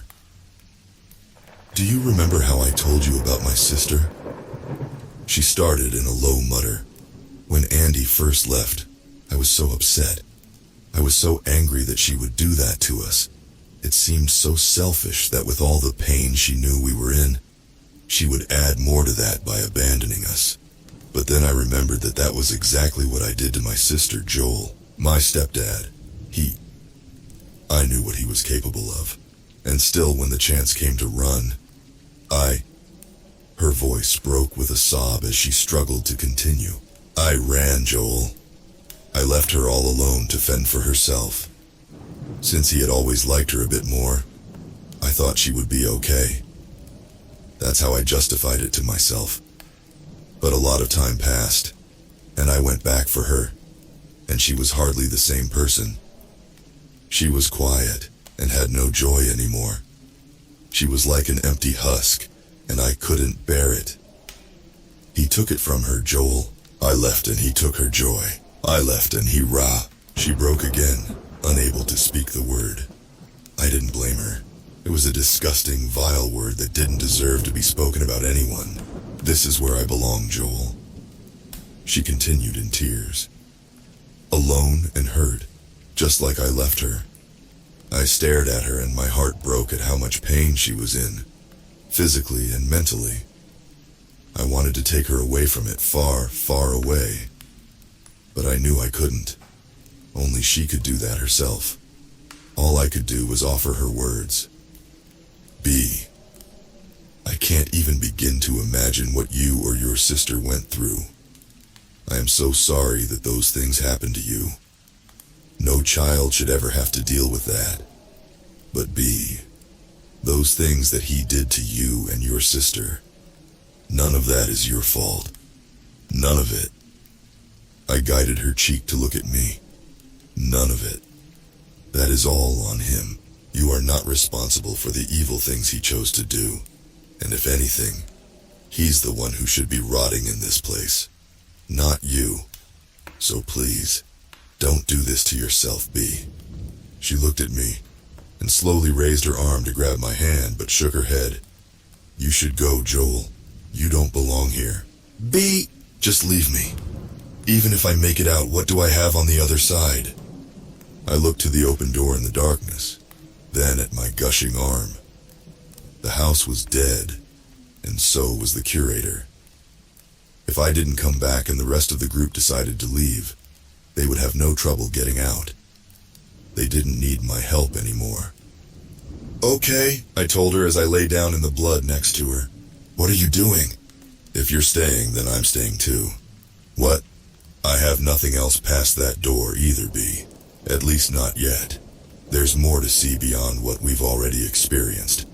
But I don't want to see it unless you're there beside me.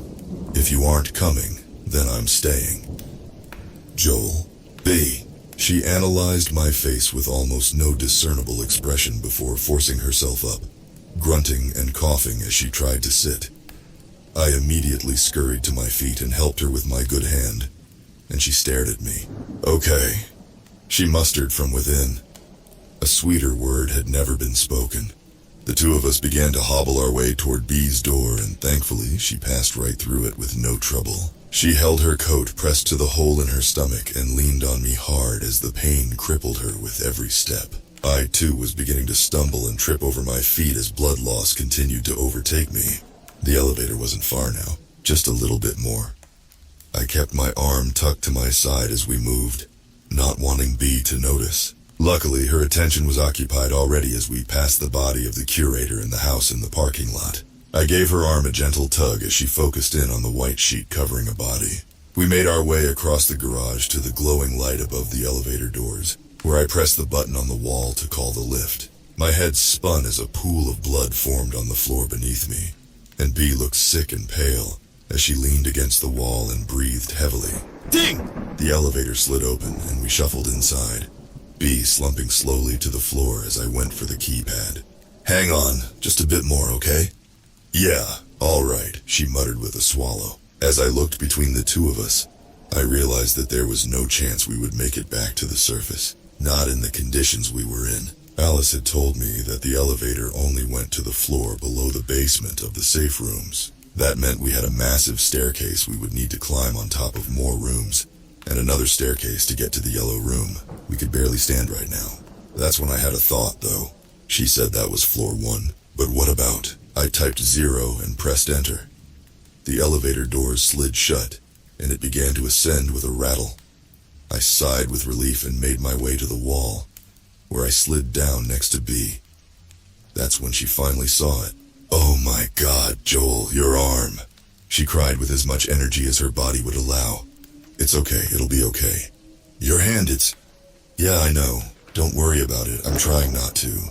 She swallowed hard and then looked at me before laying her head on my shoulder and lacing her fingers into my present hand.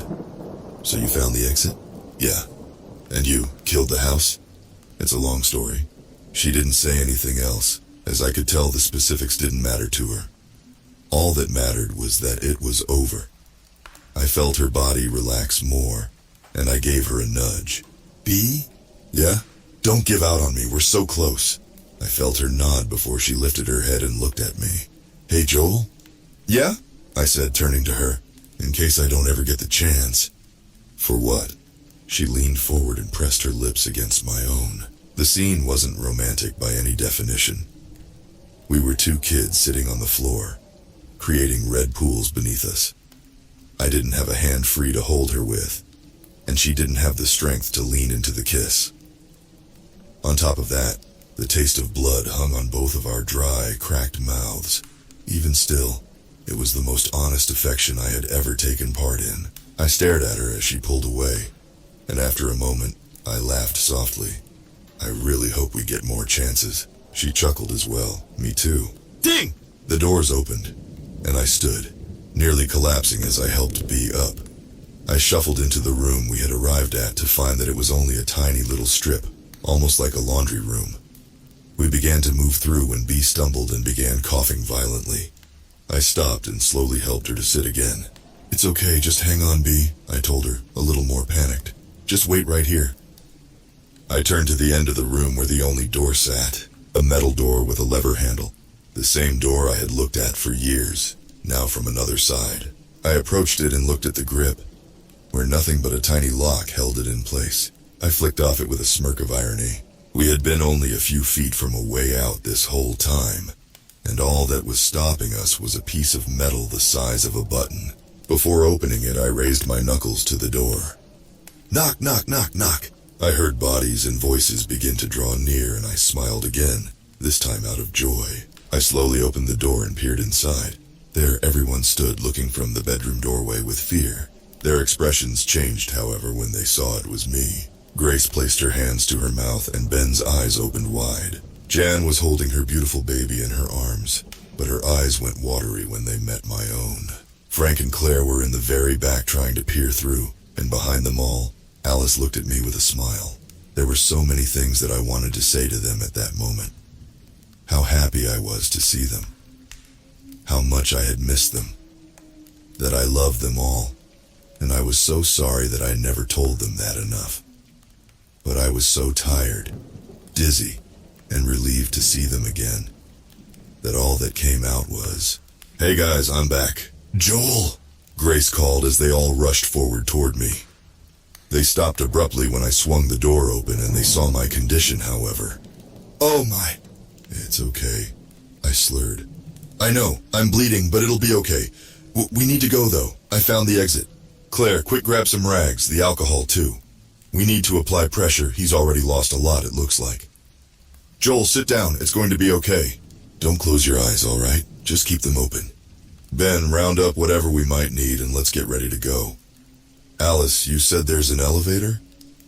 People screamed commands at one another like a staff of panicked doctors, but my head blurred their voices all into one. I couldn't help but think of Andy.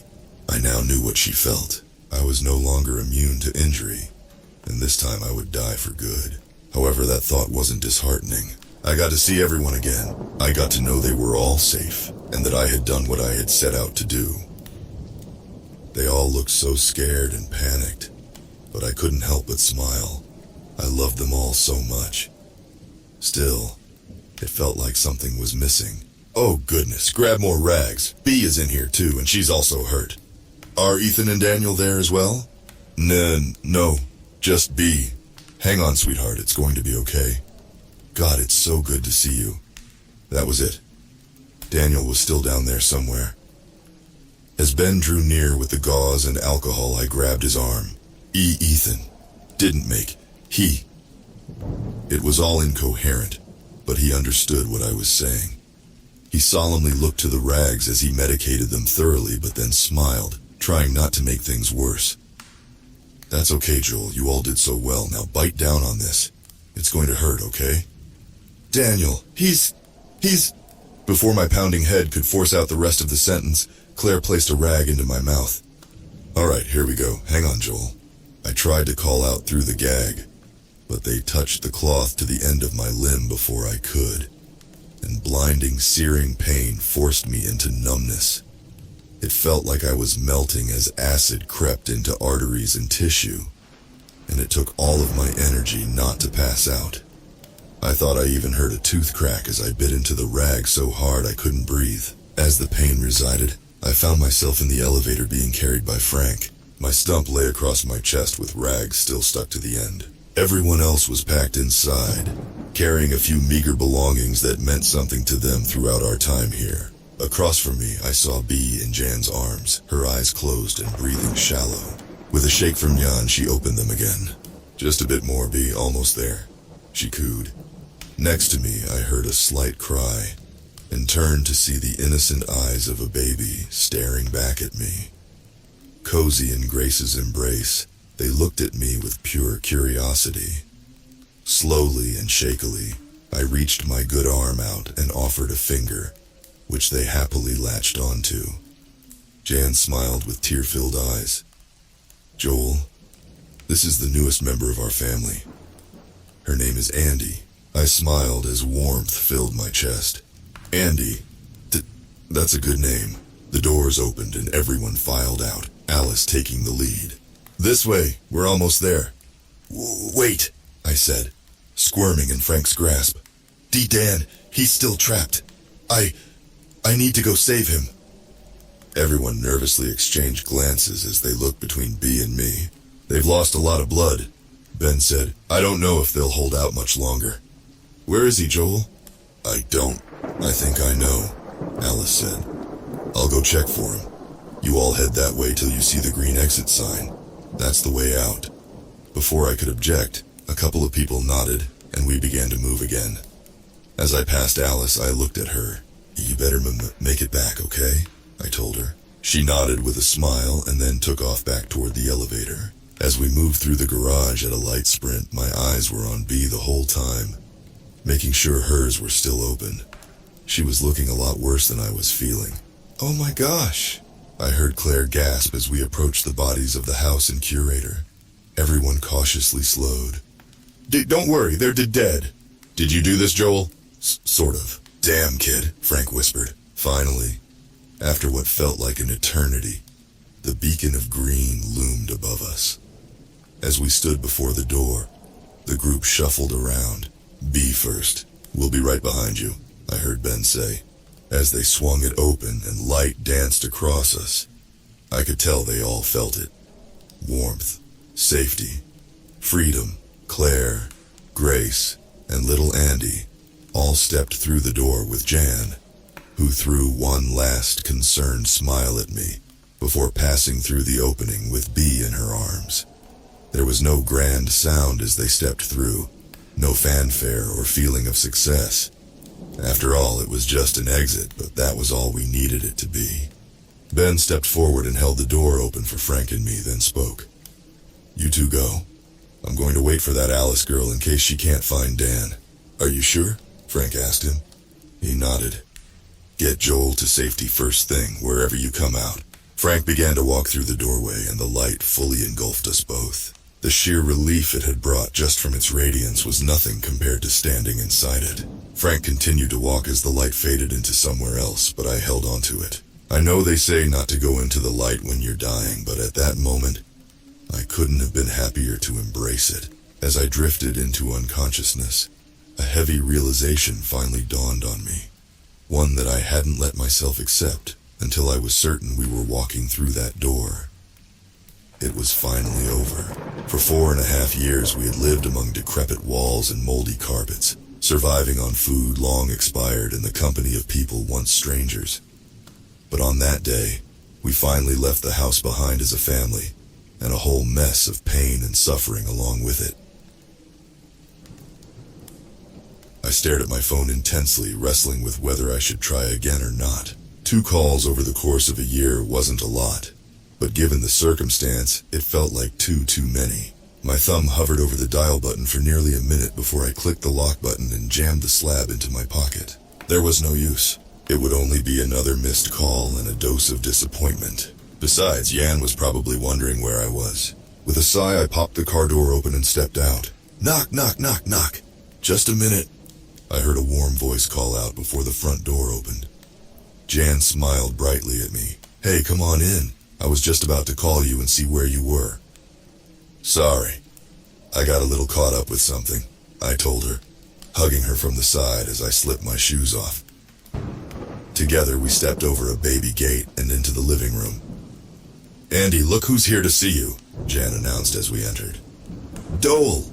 the toddler declared as she began to hobble over to me to the best of her ability. I scooped her up with a smile. "Hey, sweet pea, you're getting pretty good at that, huh?" She stared at me with a big grin, but her attention quickly went to the same place it always did.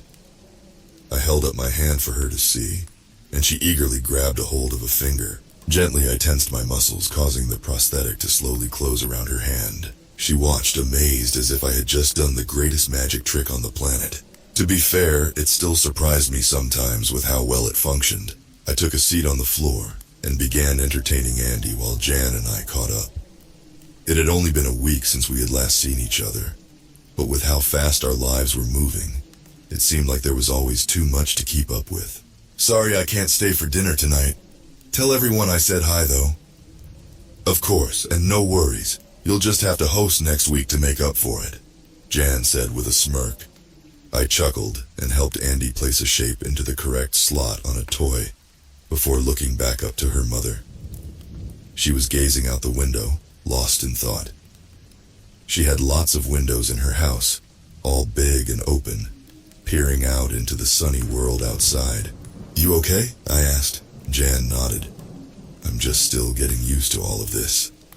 I can't believe how different things are from just a year ago.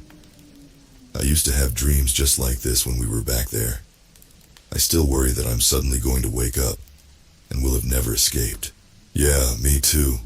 Although mine are nightmares, and I'm afraid I won't wake up. But I always do. And if you've been dreaming this whole time, then I'd be worried about how much you're sleeping." Jan laughed, and I smiled, but it faded quickly. We made light of our situation, but it was clear that while we had left the house, it had never left us. When I opened my eyes for the first time after passing through the exit, I found myself in a hospital room. It was quiet and dark, and had it not been for the machines I was hooked up to, I would have thought I was still back in the house. I knew I wasn't, though, because of what I saw outside the nearby window. City lights twinkling and sparkling beneath a starlit sky, and cars buzzing busily through streets below. Civilization, life. My vision blurred as relief swept over me. Of course, we had always told ourselves we would make it out of the house, but deep down, I never thought I truly would. I should have died among the cold, labyrinthine halls of old rooms and structures, yet by some miracle, I was in one piece. I looked to my right and saw a panel on the bed. It was all labeled in some kind of Asian lettering, but there was a small button with a nurse icon on it. I lifted my arm from the bed to click it, but stopped, as my muscles didn't move quite how they used to. That's when I remembered. I wasn't entirely in one piece. I stared at what remained of my arm, taking it in. I had been in so much shock initially that I barely had time to think about it. I did recall the wound looking very, very crude, though. About a fourth of the way up my forearm. I wasn't surprised that they had to amputate everything that remained below the elbow. The stump was currently fitted with a tight white sleeve, and the thing that was the most strange to me was that even though I could feel where my arm actually ended, it still felt like the rest of it was there, as if I could move it if I tried hard enough. There was even a slight pain in the ghostly appendage on top of the discomfort from the stump itself. I ended up reaching with my other hand to call the nurse, and within minutes there were 4 of them in the room checking my vitals and running all sorts of tests that I couldn't understand. However, the doctor did speak some English, and she did her best to guide me on what I needed to do for them to make sure I was okay. She also told me that they called my friend and let him know I was awake. I didn't know what that meant until Frank knocked on the doorway, and the staff permitted him to enter. Frank was never big on affection and emotion, but when he saw me, he smiled big and rested a hand on my shin as he watched from the end of the bed. "I'm so glad you're awake, Joel. They didn't know how long it would take." "Hey, Frank," I said, happy to see him but confused. "Where are we?" "Sapporo, Japan." I raised my eyebrows at him. "Yeah, I know. Hang tight. I'll explain everything I know once we're alone." It took a bit, but after their doctors and nurses finished making sure I was okay, we were able to be left alone for a bit while they went to call a translator. Frank sat in the chair next to me and began to give me the rundown of what had happened after I had blacked out. Apparently, we were the last ones to go through the exit, and as he opened the door, we stepped out on top of a residential building roof. A couple nearby, tending to a rooftop garden, got quite the shock to see a rough, grizzled man carrying an unconscious boy in his arms, blood leaking from a severed limb. Frank quickly realized they didn't speak English, but his frantic expression and the sight of me were a universal sign for call for help. It was at this point, when all he could do was wait, that he noticed we were alone.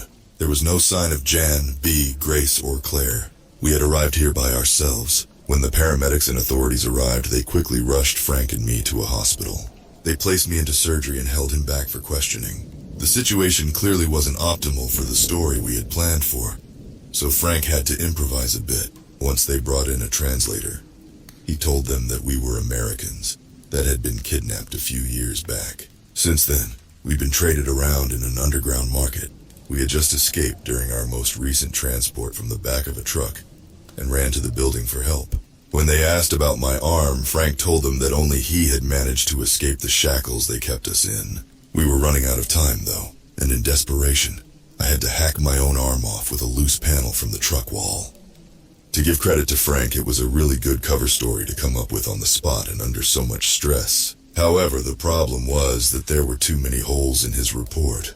There was absolutely no blood trail in the building until the door to the roof, and even that raised the question of why we had fled all the way up there to get help.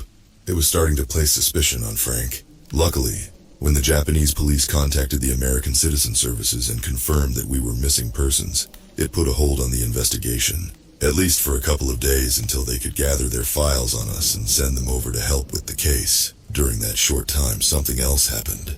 The police got a call saying that another case had just popped up in a town in Iceland.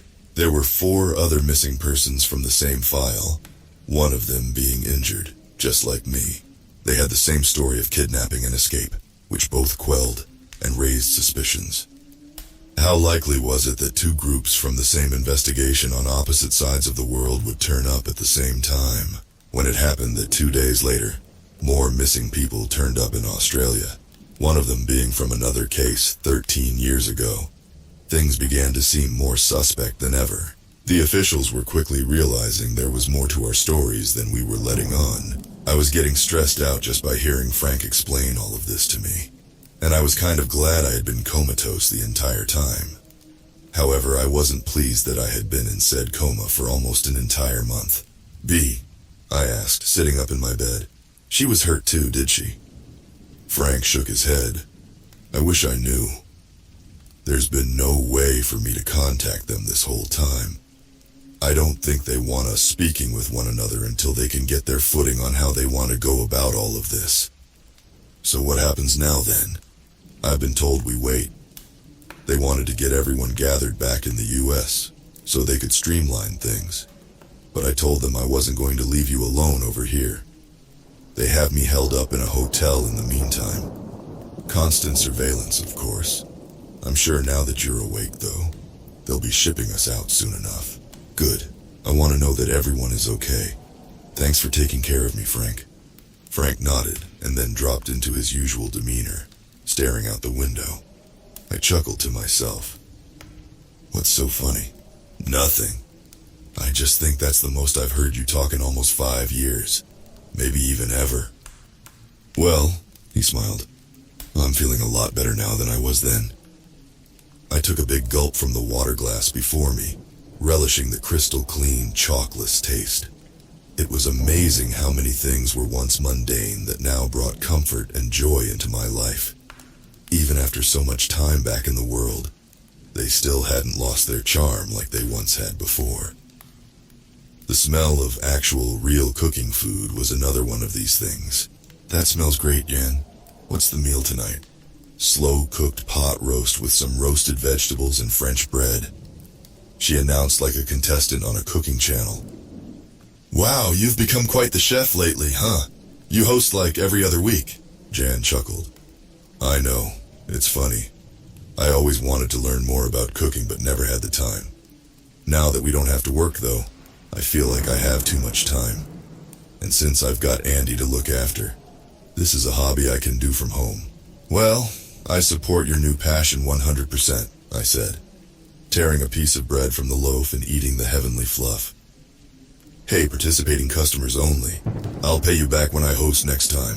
What about you? You find anything new to fill all of your free time with? Kind of. I've been doing a lot of writing lately.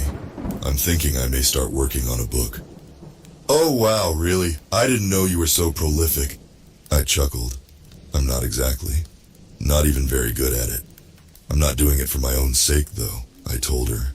I owed a friend the story he wasn't around to write. So what's the book going to be about? Well, I started slowly. I did have a pretty good idea for a horror story. Jan turned from sautéing her vegetables to give me a quizzical look. Joel, are you sure that's a good idea? I don't think they would like that. I shrugged. I feel like our story needs to be told one way or another. All those people who we lost at that house should be remembered, even if the world thinks they're still just missing. Besides, you heard what they told us? We can try to tell people about what happened if we want. Nobody would believe us anyway. I suppose, Jan said, returning to her cooking. I looked back to my glass on the counter, and this time, raised my prosthetic to it. Slowly, the mechanical fingers closed around it, and I lifted it to my mouth. I never thought I would be able to do that with my right arm ever again. It was thanks to Benjamin that I even could.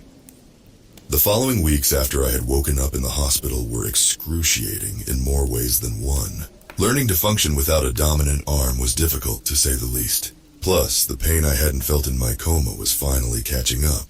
I was thankful that a good portion of the wound had healed while I was out. The other part that was driving me mad, however, was not knowing the fate of my friends. Whatever the reason, we had all exited in different places, and since the authorities weren't letting us contact one another, I just had to wait to see if B was okay, and if Daniel had made it back with Ben and Alice. It had been nearly 2 weeks when they finally gave the okay to discharge me from the hospital and fly me and Frank back to the States. Frank and I were escorted by 4 officers during the flight process, and when we touched down in Arkansas, we were taken straight off the plane and loaded into black SUVs.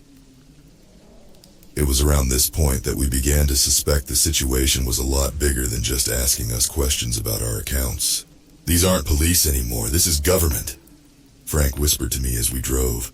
The drive was long, taking us out into a compound deep in the woods. I was starting to get incredibly worried about what would happen, and I could tell Frank was too, but we kept quiet. There was nothing we could really do to fight, so we figured all we could do was wait and see. The car passed through a gate, and we were taken out of the vehicle and led into the building. It was nice inside, full of modern offices and people in suits. An official-looking government seal that I had never seen before adorned the walls, featuring the acronym PAP. Our escorts approached the desk as we entered and exchanged a few words with the secretaries before leading us down a hall and into some back offices. They opened the door to an interrogation room and then showed us inside. Any reservations I had about the situation were quickly put on hold. Our group was already waiting for us around a big table as we entered. Though it would have been wiser to pretend we didn't know each other, we couldn't resist our emotions. For the first time since the bus, we were seeing one another in the outside world, free and all right. Everyone stood and rushed forward to greet us, and as I hugged them one by one through the crowd, I saw him. He smiled at me, and I could tell he was just as speechless as I was. I stumbled forward and embraced him. I'm so glad you're okay. I could barely choke out. I'm glad you are too, Daniel told me. He stepped back and looked at my arm. My God, kid, what did you get up to after I left? I chuckled and wiped tears from my eye. I got into a fight. Well, I'd hate to see the other guy. I shook my head. I missed you so much. After we left, I thought you were dead. I thought I was too. You kids did it though. I am so unbelievably proud of you. A smile spread across my face, but it faded fast when I realized. Where's B? I asked, turning to Grace, Jan, and Claire. They all exchanged looks, then Jan spoke first. She's still at the hospital. We tried to get them to wait until she was better, but they wanted to do this meeting now. What's wrong with her? Is she still hurt? The doctors got her stabilized, but she's in a coma. She lost a lot of blood and damaged a lot of organs. I'm so sorry, Joel. I tried to remain calm, but my breathing began to pick up and I had to sit. There was no way. I wouldn't accept that we had come this far just to lose someone now. B had to be okay. She needed to pull through or I didn't know what I would do. Daniel put a hand on my shoulder and I turned to him, suddenly remembering something else. Daniel, Ethan, I know, kid. Ben told me. He said solemnly. I could see tears welling in his eyes. Like I said, I am so proud of you all. So very proud. Just then, the door to the interrogation room swung open, and a woman entered, flanked by 2 officers. I'm sorry to interrupt an emotional moment, but I must ask you all to have a seat. Her voice was kind but sharp, with crisp diction and proper speech. She slowly stepped over to the long table and laid down a few files full of paper. Now I don't want you all to be concerned. You're not in any trouble. We are aware that you are victims here, not criminals. However, we need to ask you some questions and ask that you fully cooperate. Do you understand? The way she worded her sentence didn't sit with me right. We are aware you are victims. I shifted nervously in my chair and peered around the room to find that everyone looked just nervous as I did. These people might have been an official organization, but that didn't mean we should trust them. Jan spoke first. What do you mean? Did everyone here not already give accounts to the police when they found us? You have. However, your stories have many inconsistencies and circumstances that would be impossible in your situation. They also are too perfectly similar. I'm sure you figured out that we are different from the traditional law. Your story has made an excellent cover that we'll use for the media, but our job is to find out where you all have truly been. As I said, we hope that you'll cooperate. All of us exchanged glances, trying to telepathically think of a new plan at that moment. We hadn't accounted for this, and clearly something was wrong. It was the kind of thing you see in movies where the government takes aliens to lock them up to do experiments.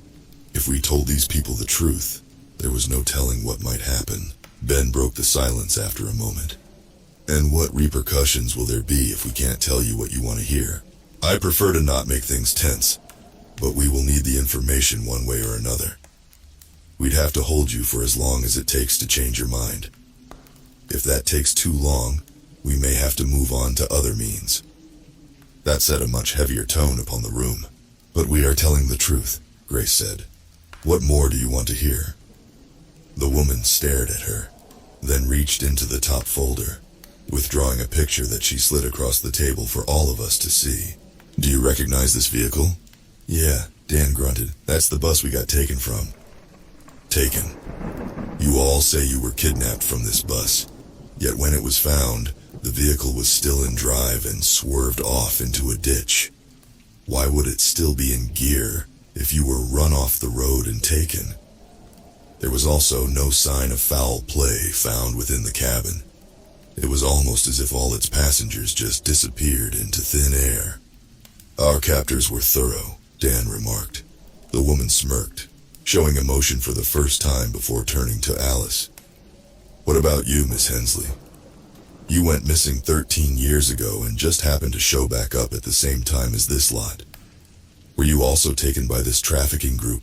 I was... You and your classmates, the woman added. Alice didn't know how to respond and just stared. She was the one variable we hadn't accounted for. The woman sighed and continued.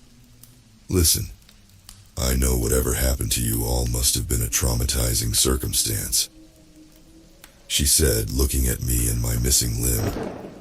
And I know that trusting the government is not always easy, especially when you make threats, Dan muttered under his breath next to me. I kicked him in the leg. But I'm certain you want to put this ordeal behind yourself and return to your normal life. If you tell us what we need to know, we can ensure that no more conflict will come of this. We'll take you back to wherever you'd like, and from there, you can resume your lives just as they were. Once again, We all began exchanging looks. The woman was right. We were all so tired of the pain and the lost time and the house. We knew we could never forget what happened, and that it would follow us for the rest of our lives, but we certainly wanted to try. It was a long, long pause before anyone spoke again. Benjamin. Okay, he said. I can tell you, at least what I know, but I have a condition. The woman perked up, but her expression didn't change. Go ahead. I want everyone in this room to be well taken care of for the rest of our lives. I want the medical bills taken care of for my friend over there and the one back at the hospital. And I want any future expenses covered as well. We can arrange that. Nobody should ever have to worry about finances anymore either. Any house, car, or even bag of groceries. I want them to be already paid for. These people have been through enough. They deserve to never have to worry again. That's quite the demand, Mr. Halloran. Well, we have quite a long story to tell. I think it's worth all that. Besides, I used to serve under special operations. I know organizations like yours can afford it, the woman thought, staring Ben down before raising her chin. All right, Mr. Halloran. If that sounds agreeable to everyone else, I'm sure I can make all of that happen. As long as everyone cooperates. Ben looked at all of us, who nodded in agreement. They were going to get the information one way or another. This was probably the best case scenario. I turned to Daniel and gave him a look that he returned before I cleared my throat. The official looked over at me, and I spoke. That sounds good, but you'll probably want mine and Daniel's accounts in more detail. We saw a little more than most. You sure you can't stay for dinner? Jan asked, walking in and placing Andy into the middle of the room, where she resumed playing with her toys. No, Jan, sorry. I told some people I would go out with them, and this was the only night they had free. Made plans over family dinner, huh? This is how it all starts. Soon you won't need us anymore. Oh, brother, I said, rolling my eyes. Don't worry, it's a one-time thing. Jan chuckled. I know, I'm just kidding. I'm glad that you're reconnecting with friends now that you're home. She paused before continuing. Speaking of friends, has your old one, you know, the one from before, did he ever? I darted my eyes to the floor. No, he hasn't. And if I'm being honest, I didn't really expect him to. With the way things ended and how much time has passed, I don't even think I'm a thought in his mind anymore. I doubt that. I'm sure he just doesn't know what to say to you. I shrugged. The first time I called, I left a really long voicemail. I was so scared, and my thoughts were all over the place. It was supposed to be an apology and an attempt to reach out, see if he wanted to talk. But it came out exactly like my apology to him the first time, not thought out and full of meaningless words. Jan gave me a sympathetic look and moved to sit next to me, placing me in her arms. I see you changing, Joel. Even if you don't think you are, I see it. Thanks, Jan, I'm really trying. I know you are. Even if others don't accept that, we all do. Andy looked at us, recognizing the affection before waddling over and wrapping her arms around my leg with a giggle. Joel, she said. I smiled and placed a hand on her head, brushing her hair with my fingers.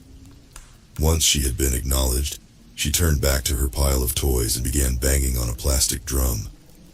Hey, she's pretty good at that. You should invest in more instruments for her, maybe a xylophone. Not funny. Also, that's the wrong instrument. The thing it had was called a glockenspiel. I just learned that the other day. You mean we were calling it the wrong name the whole time? Yep. What's the difference? Xylophones are wooden, not metal. Huh, interesting. I guess I can tell B that her fear of xylophones is actually a fear of glockenspiels. At that, Jan perked up.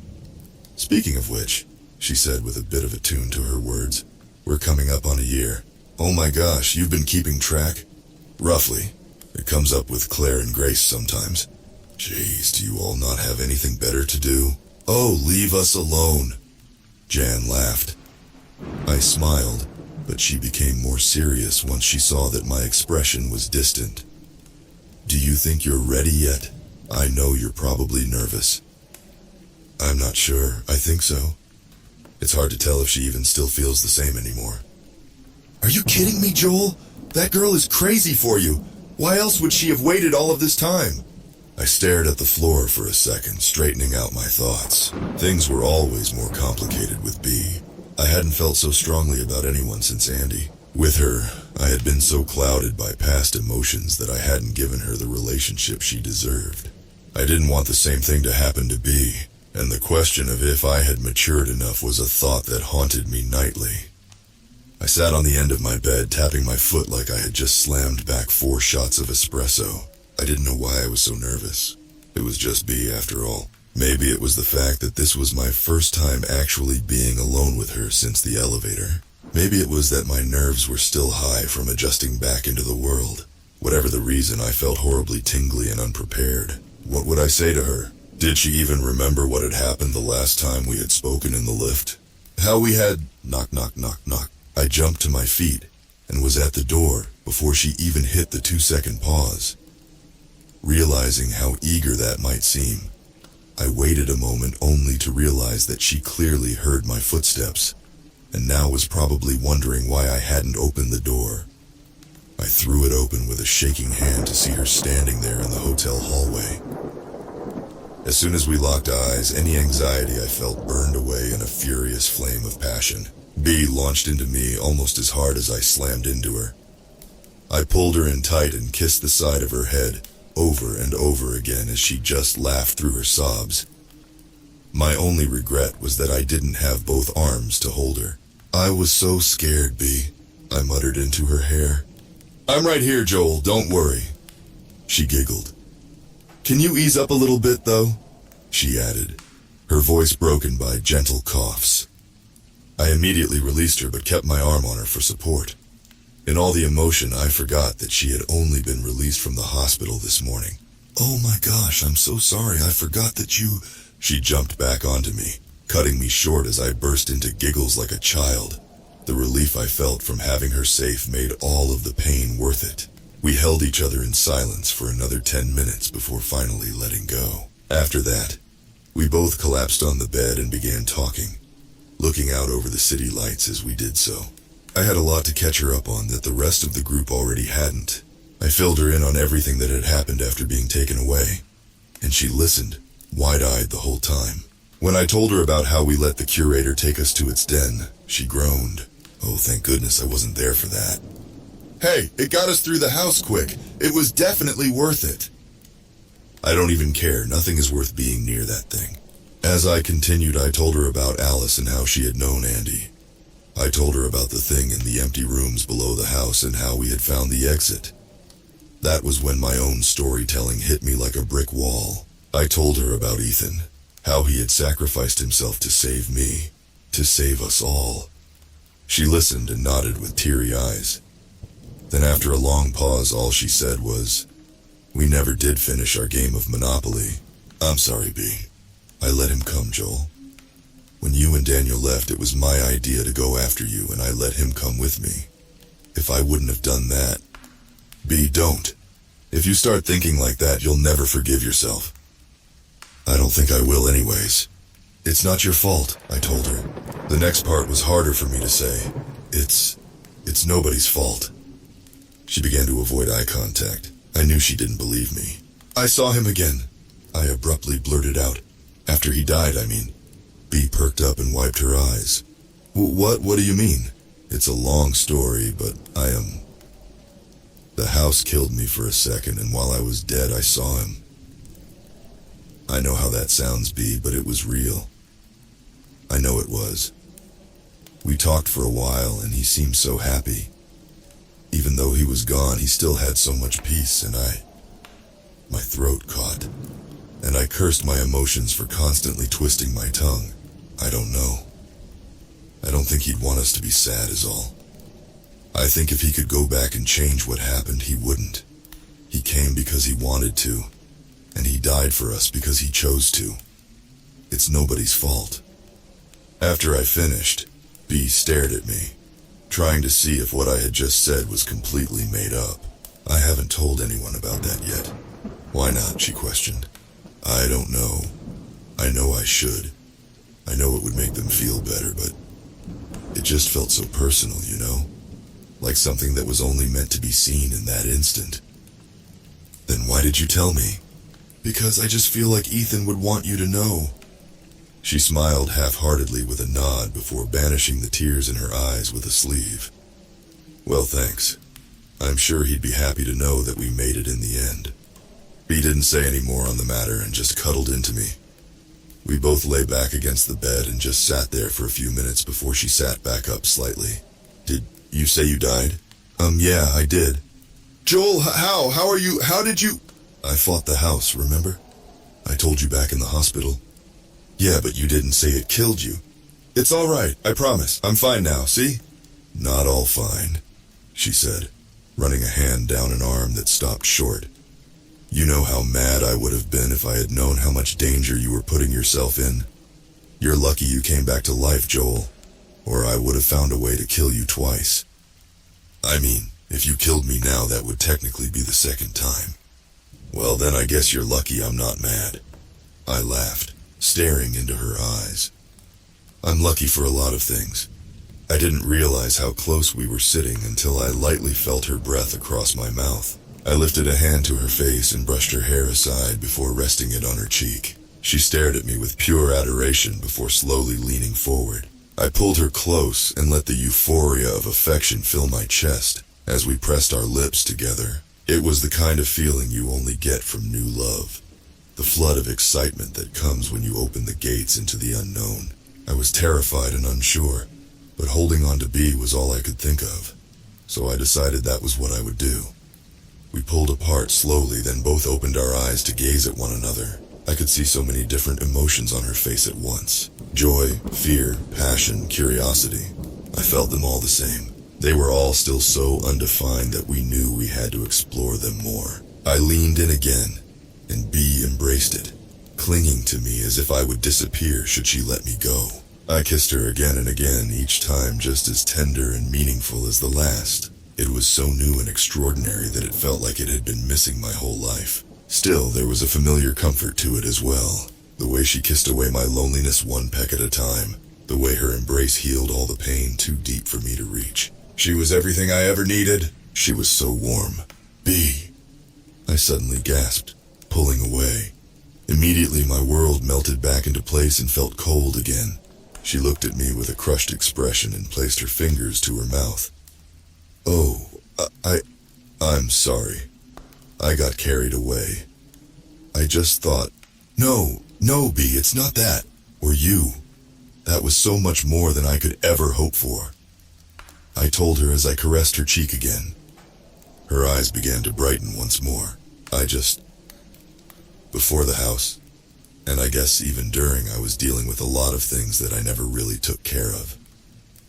I think it's the reason I was there in the first place. I care about you so much, B. And I've had feelings for you for quite some time. But if I'm going to give my affection to you, you deserve it all. I don't want you to be like the others. Who are the others? She asked. I sighed. If I tell you, you're going to see me very differently. Joel, come on. We've literally been through hell and back together. There's nothing you could tell me that would change how I feel about you. I looked her in the eyes and she stared right back, straight-faced and serious. I owed her this. I swallowed hard and from the beginning explained everything. I told her about Rose and the women I tried to fill the void with after her. I told her about him and about what happened with Sarah.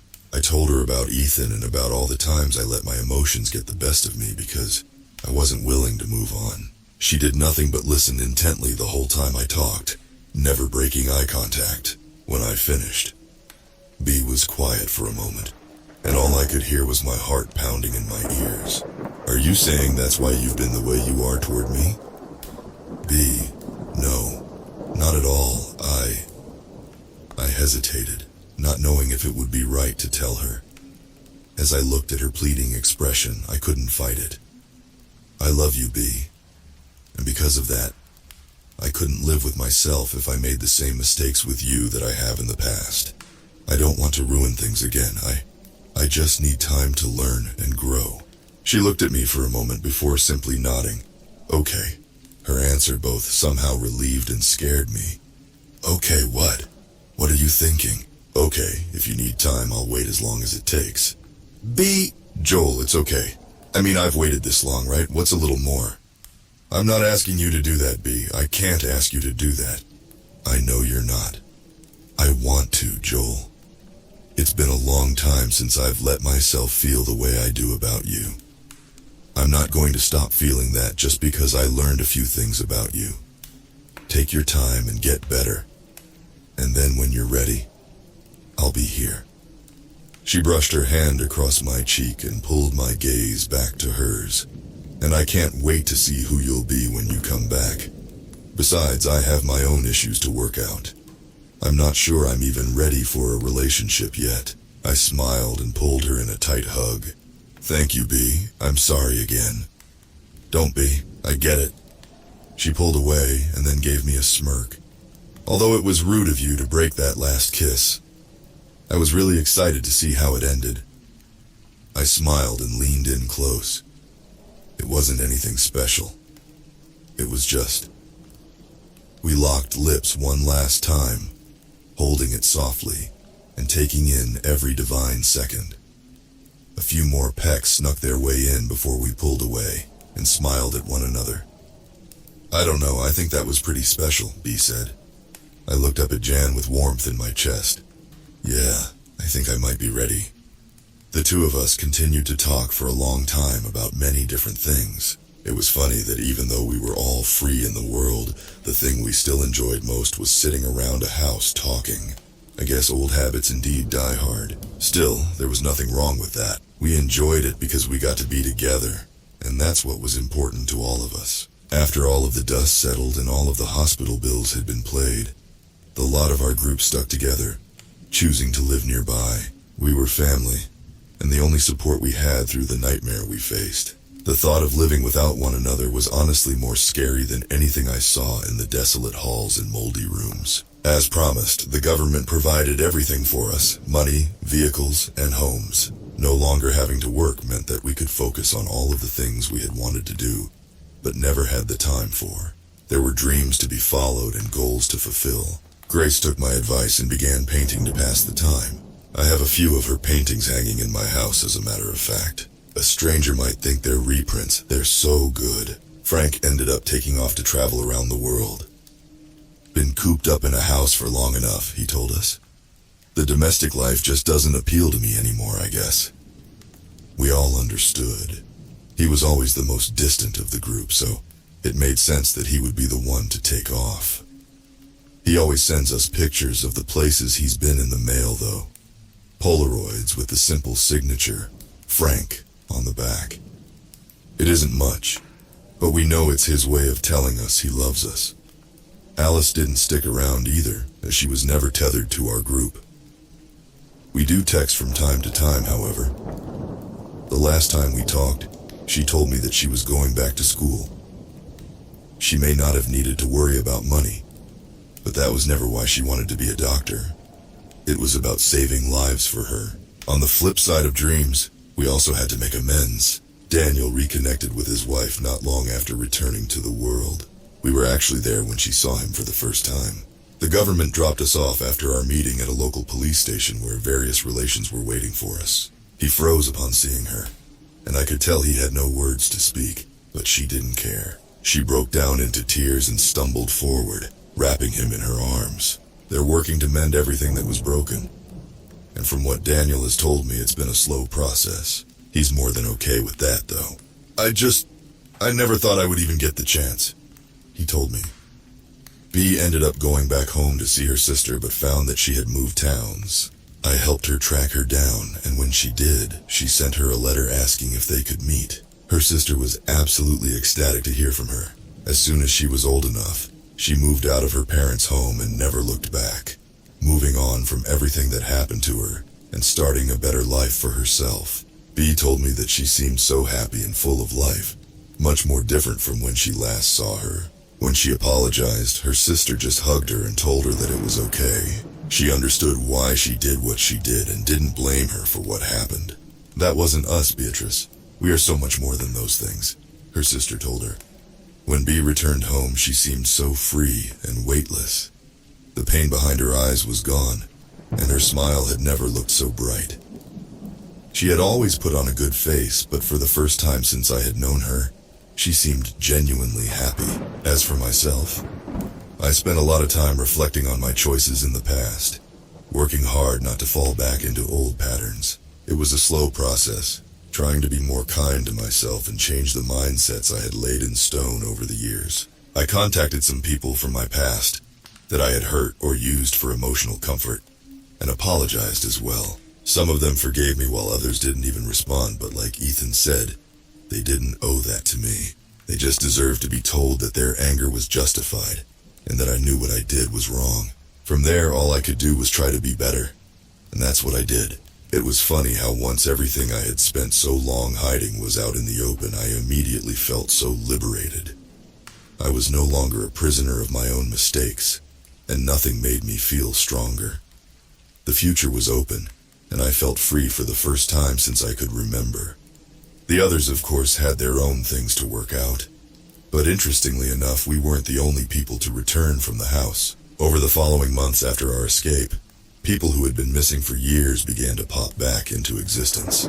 The government must have hopped on the wagon of our excuse, because the media portrayed it as the most successful series of trafficking busts performed in recent years. Our good friend Larry even showed up in the news. How he escaped his room without dying after the house was killed is beyond me. Still, I suppose there are many mysteries about the decaying tangle of drywall and carpet that I'll never know for sure. Frankly, I don't know if I want to. Some questions are best left unanswered, and some memories are okay to be buried.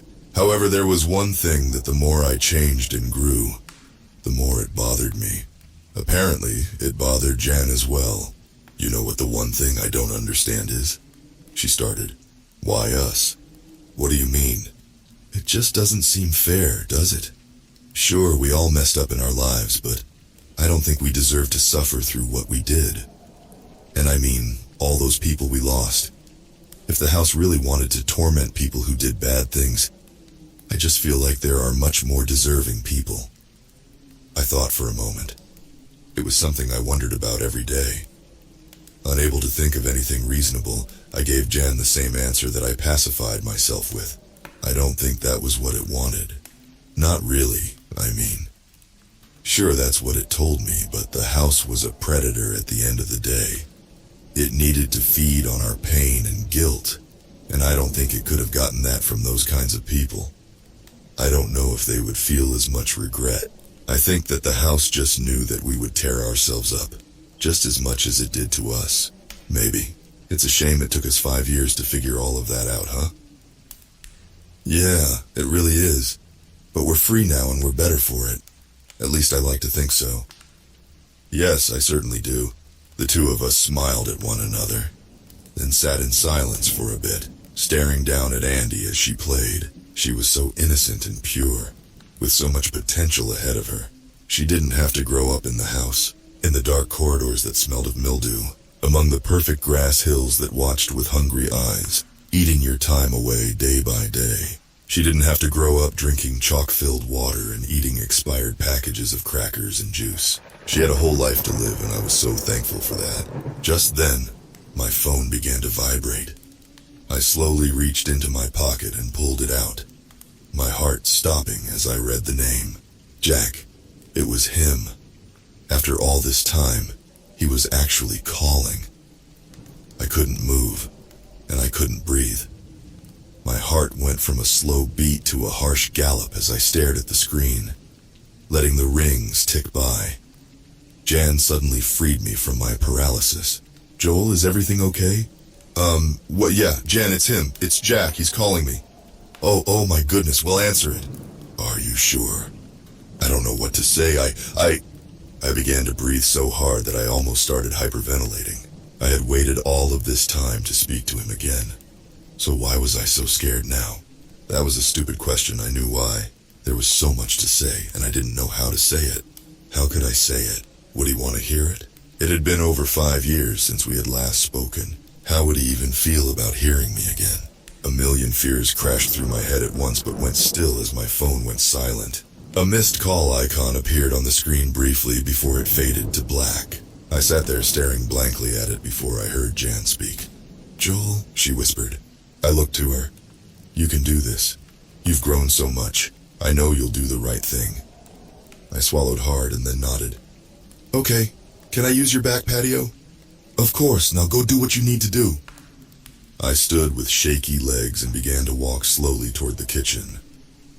I bent over and kissed Andy on the head as I passed, and Jan reached out and squeezed my hand with a nod and a smile.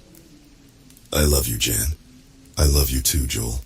The sunlight streamed through the sliding glass door as I slid it open and stepped into the cool afternoon air. Trees rustled in the wind, and bird chirps scored the air around me. I crossed over to some patio furniture Jan had and took a seat, hovering my finger over the call button. It took me nearly a full minute before I had the courage to press it. It began ringing, and I raised the phone to my ear, my hand shaking violently. I tried to steady my breathing, but my pounding chest left me winded. Suddenly something caught my eye, a flicker of red dashing to a nearby tree. I looked up and saw a cardinal perched on a branch looking down at me. It made no sound and it didn't stir. It just nestled up close to the stem and stared. For all of the emotions I was feeling at that moment, a sense of comfort washed over me as the creature and I watched one another. The ringing stopped, and nothing was said for a long while. "Hello?" I got the courage to say. "Hey," his voice softly replied.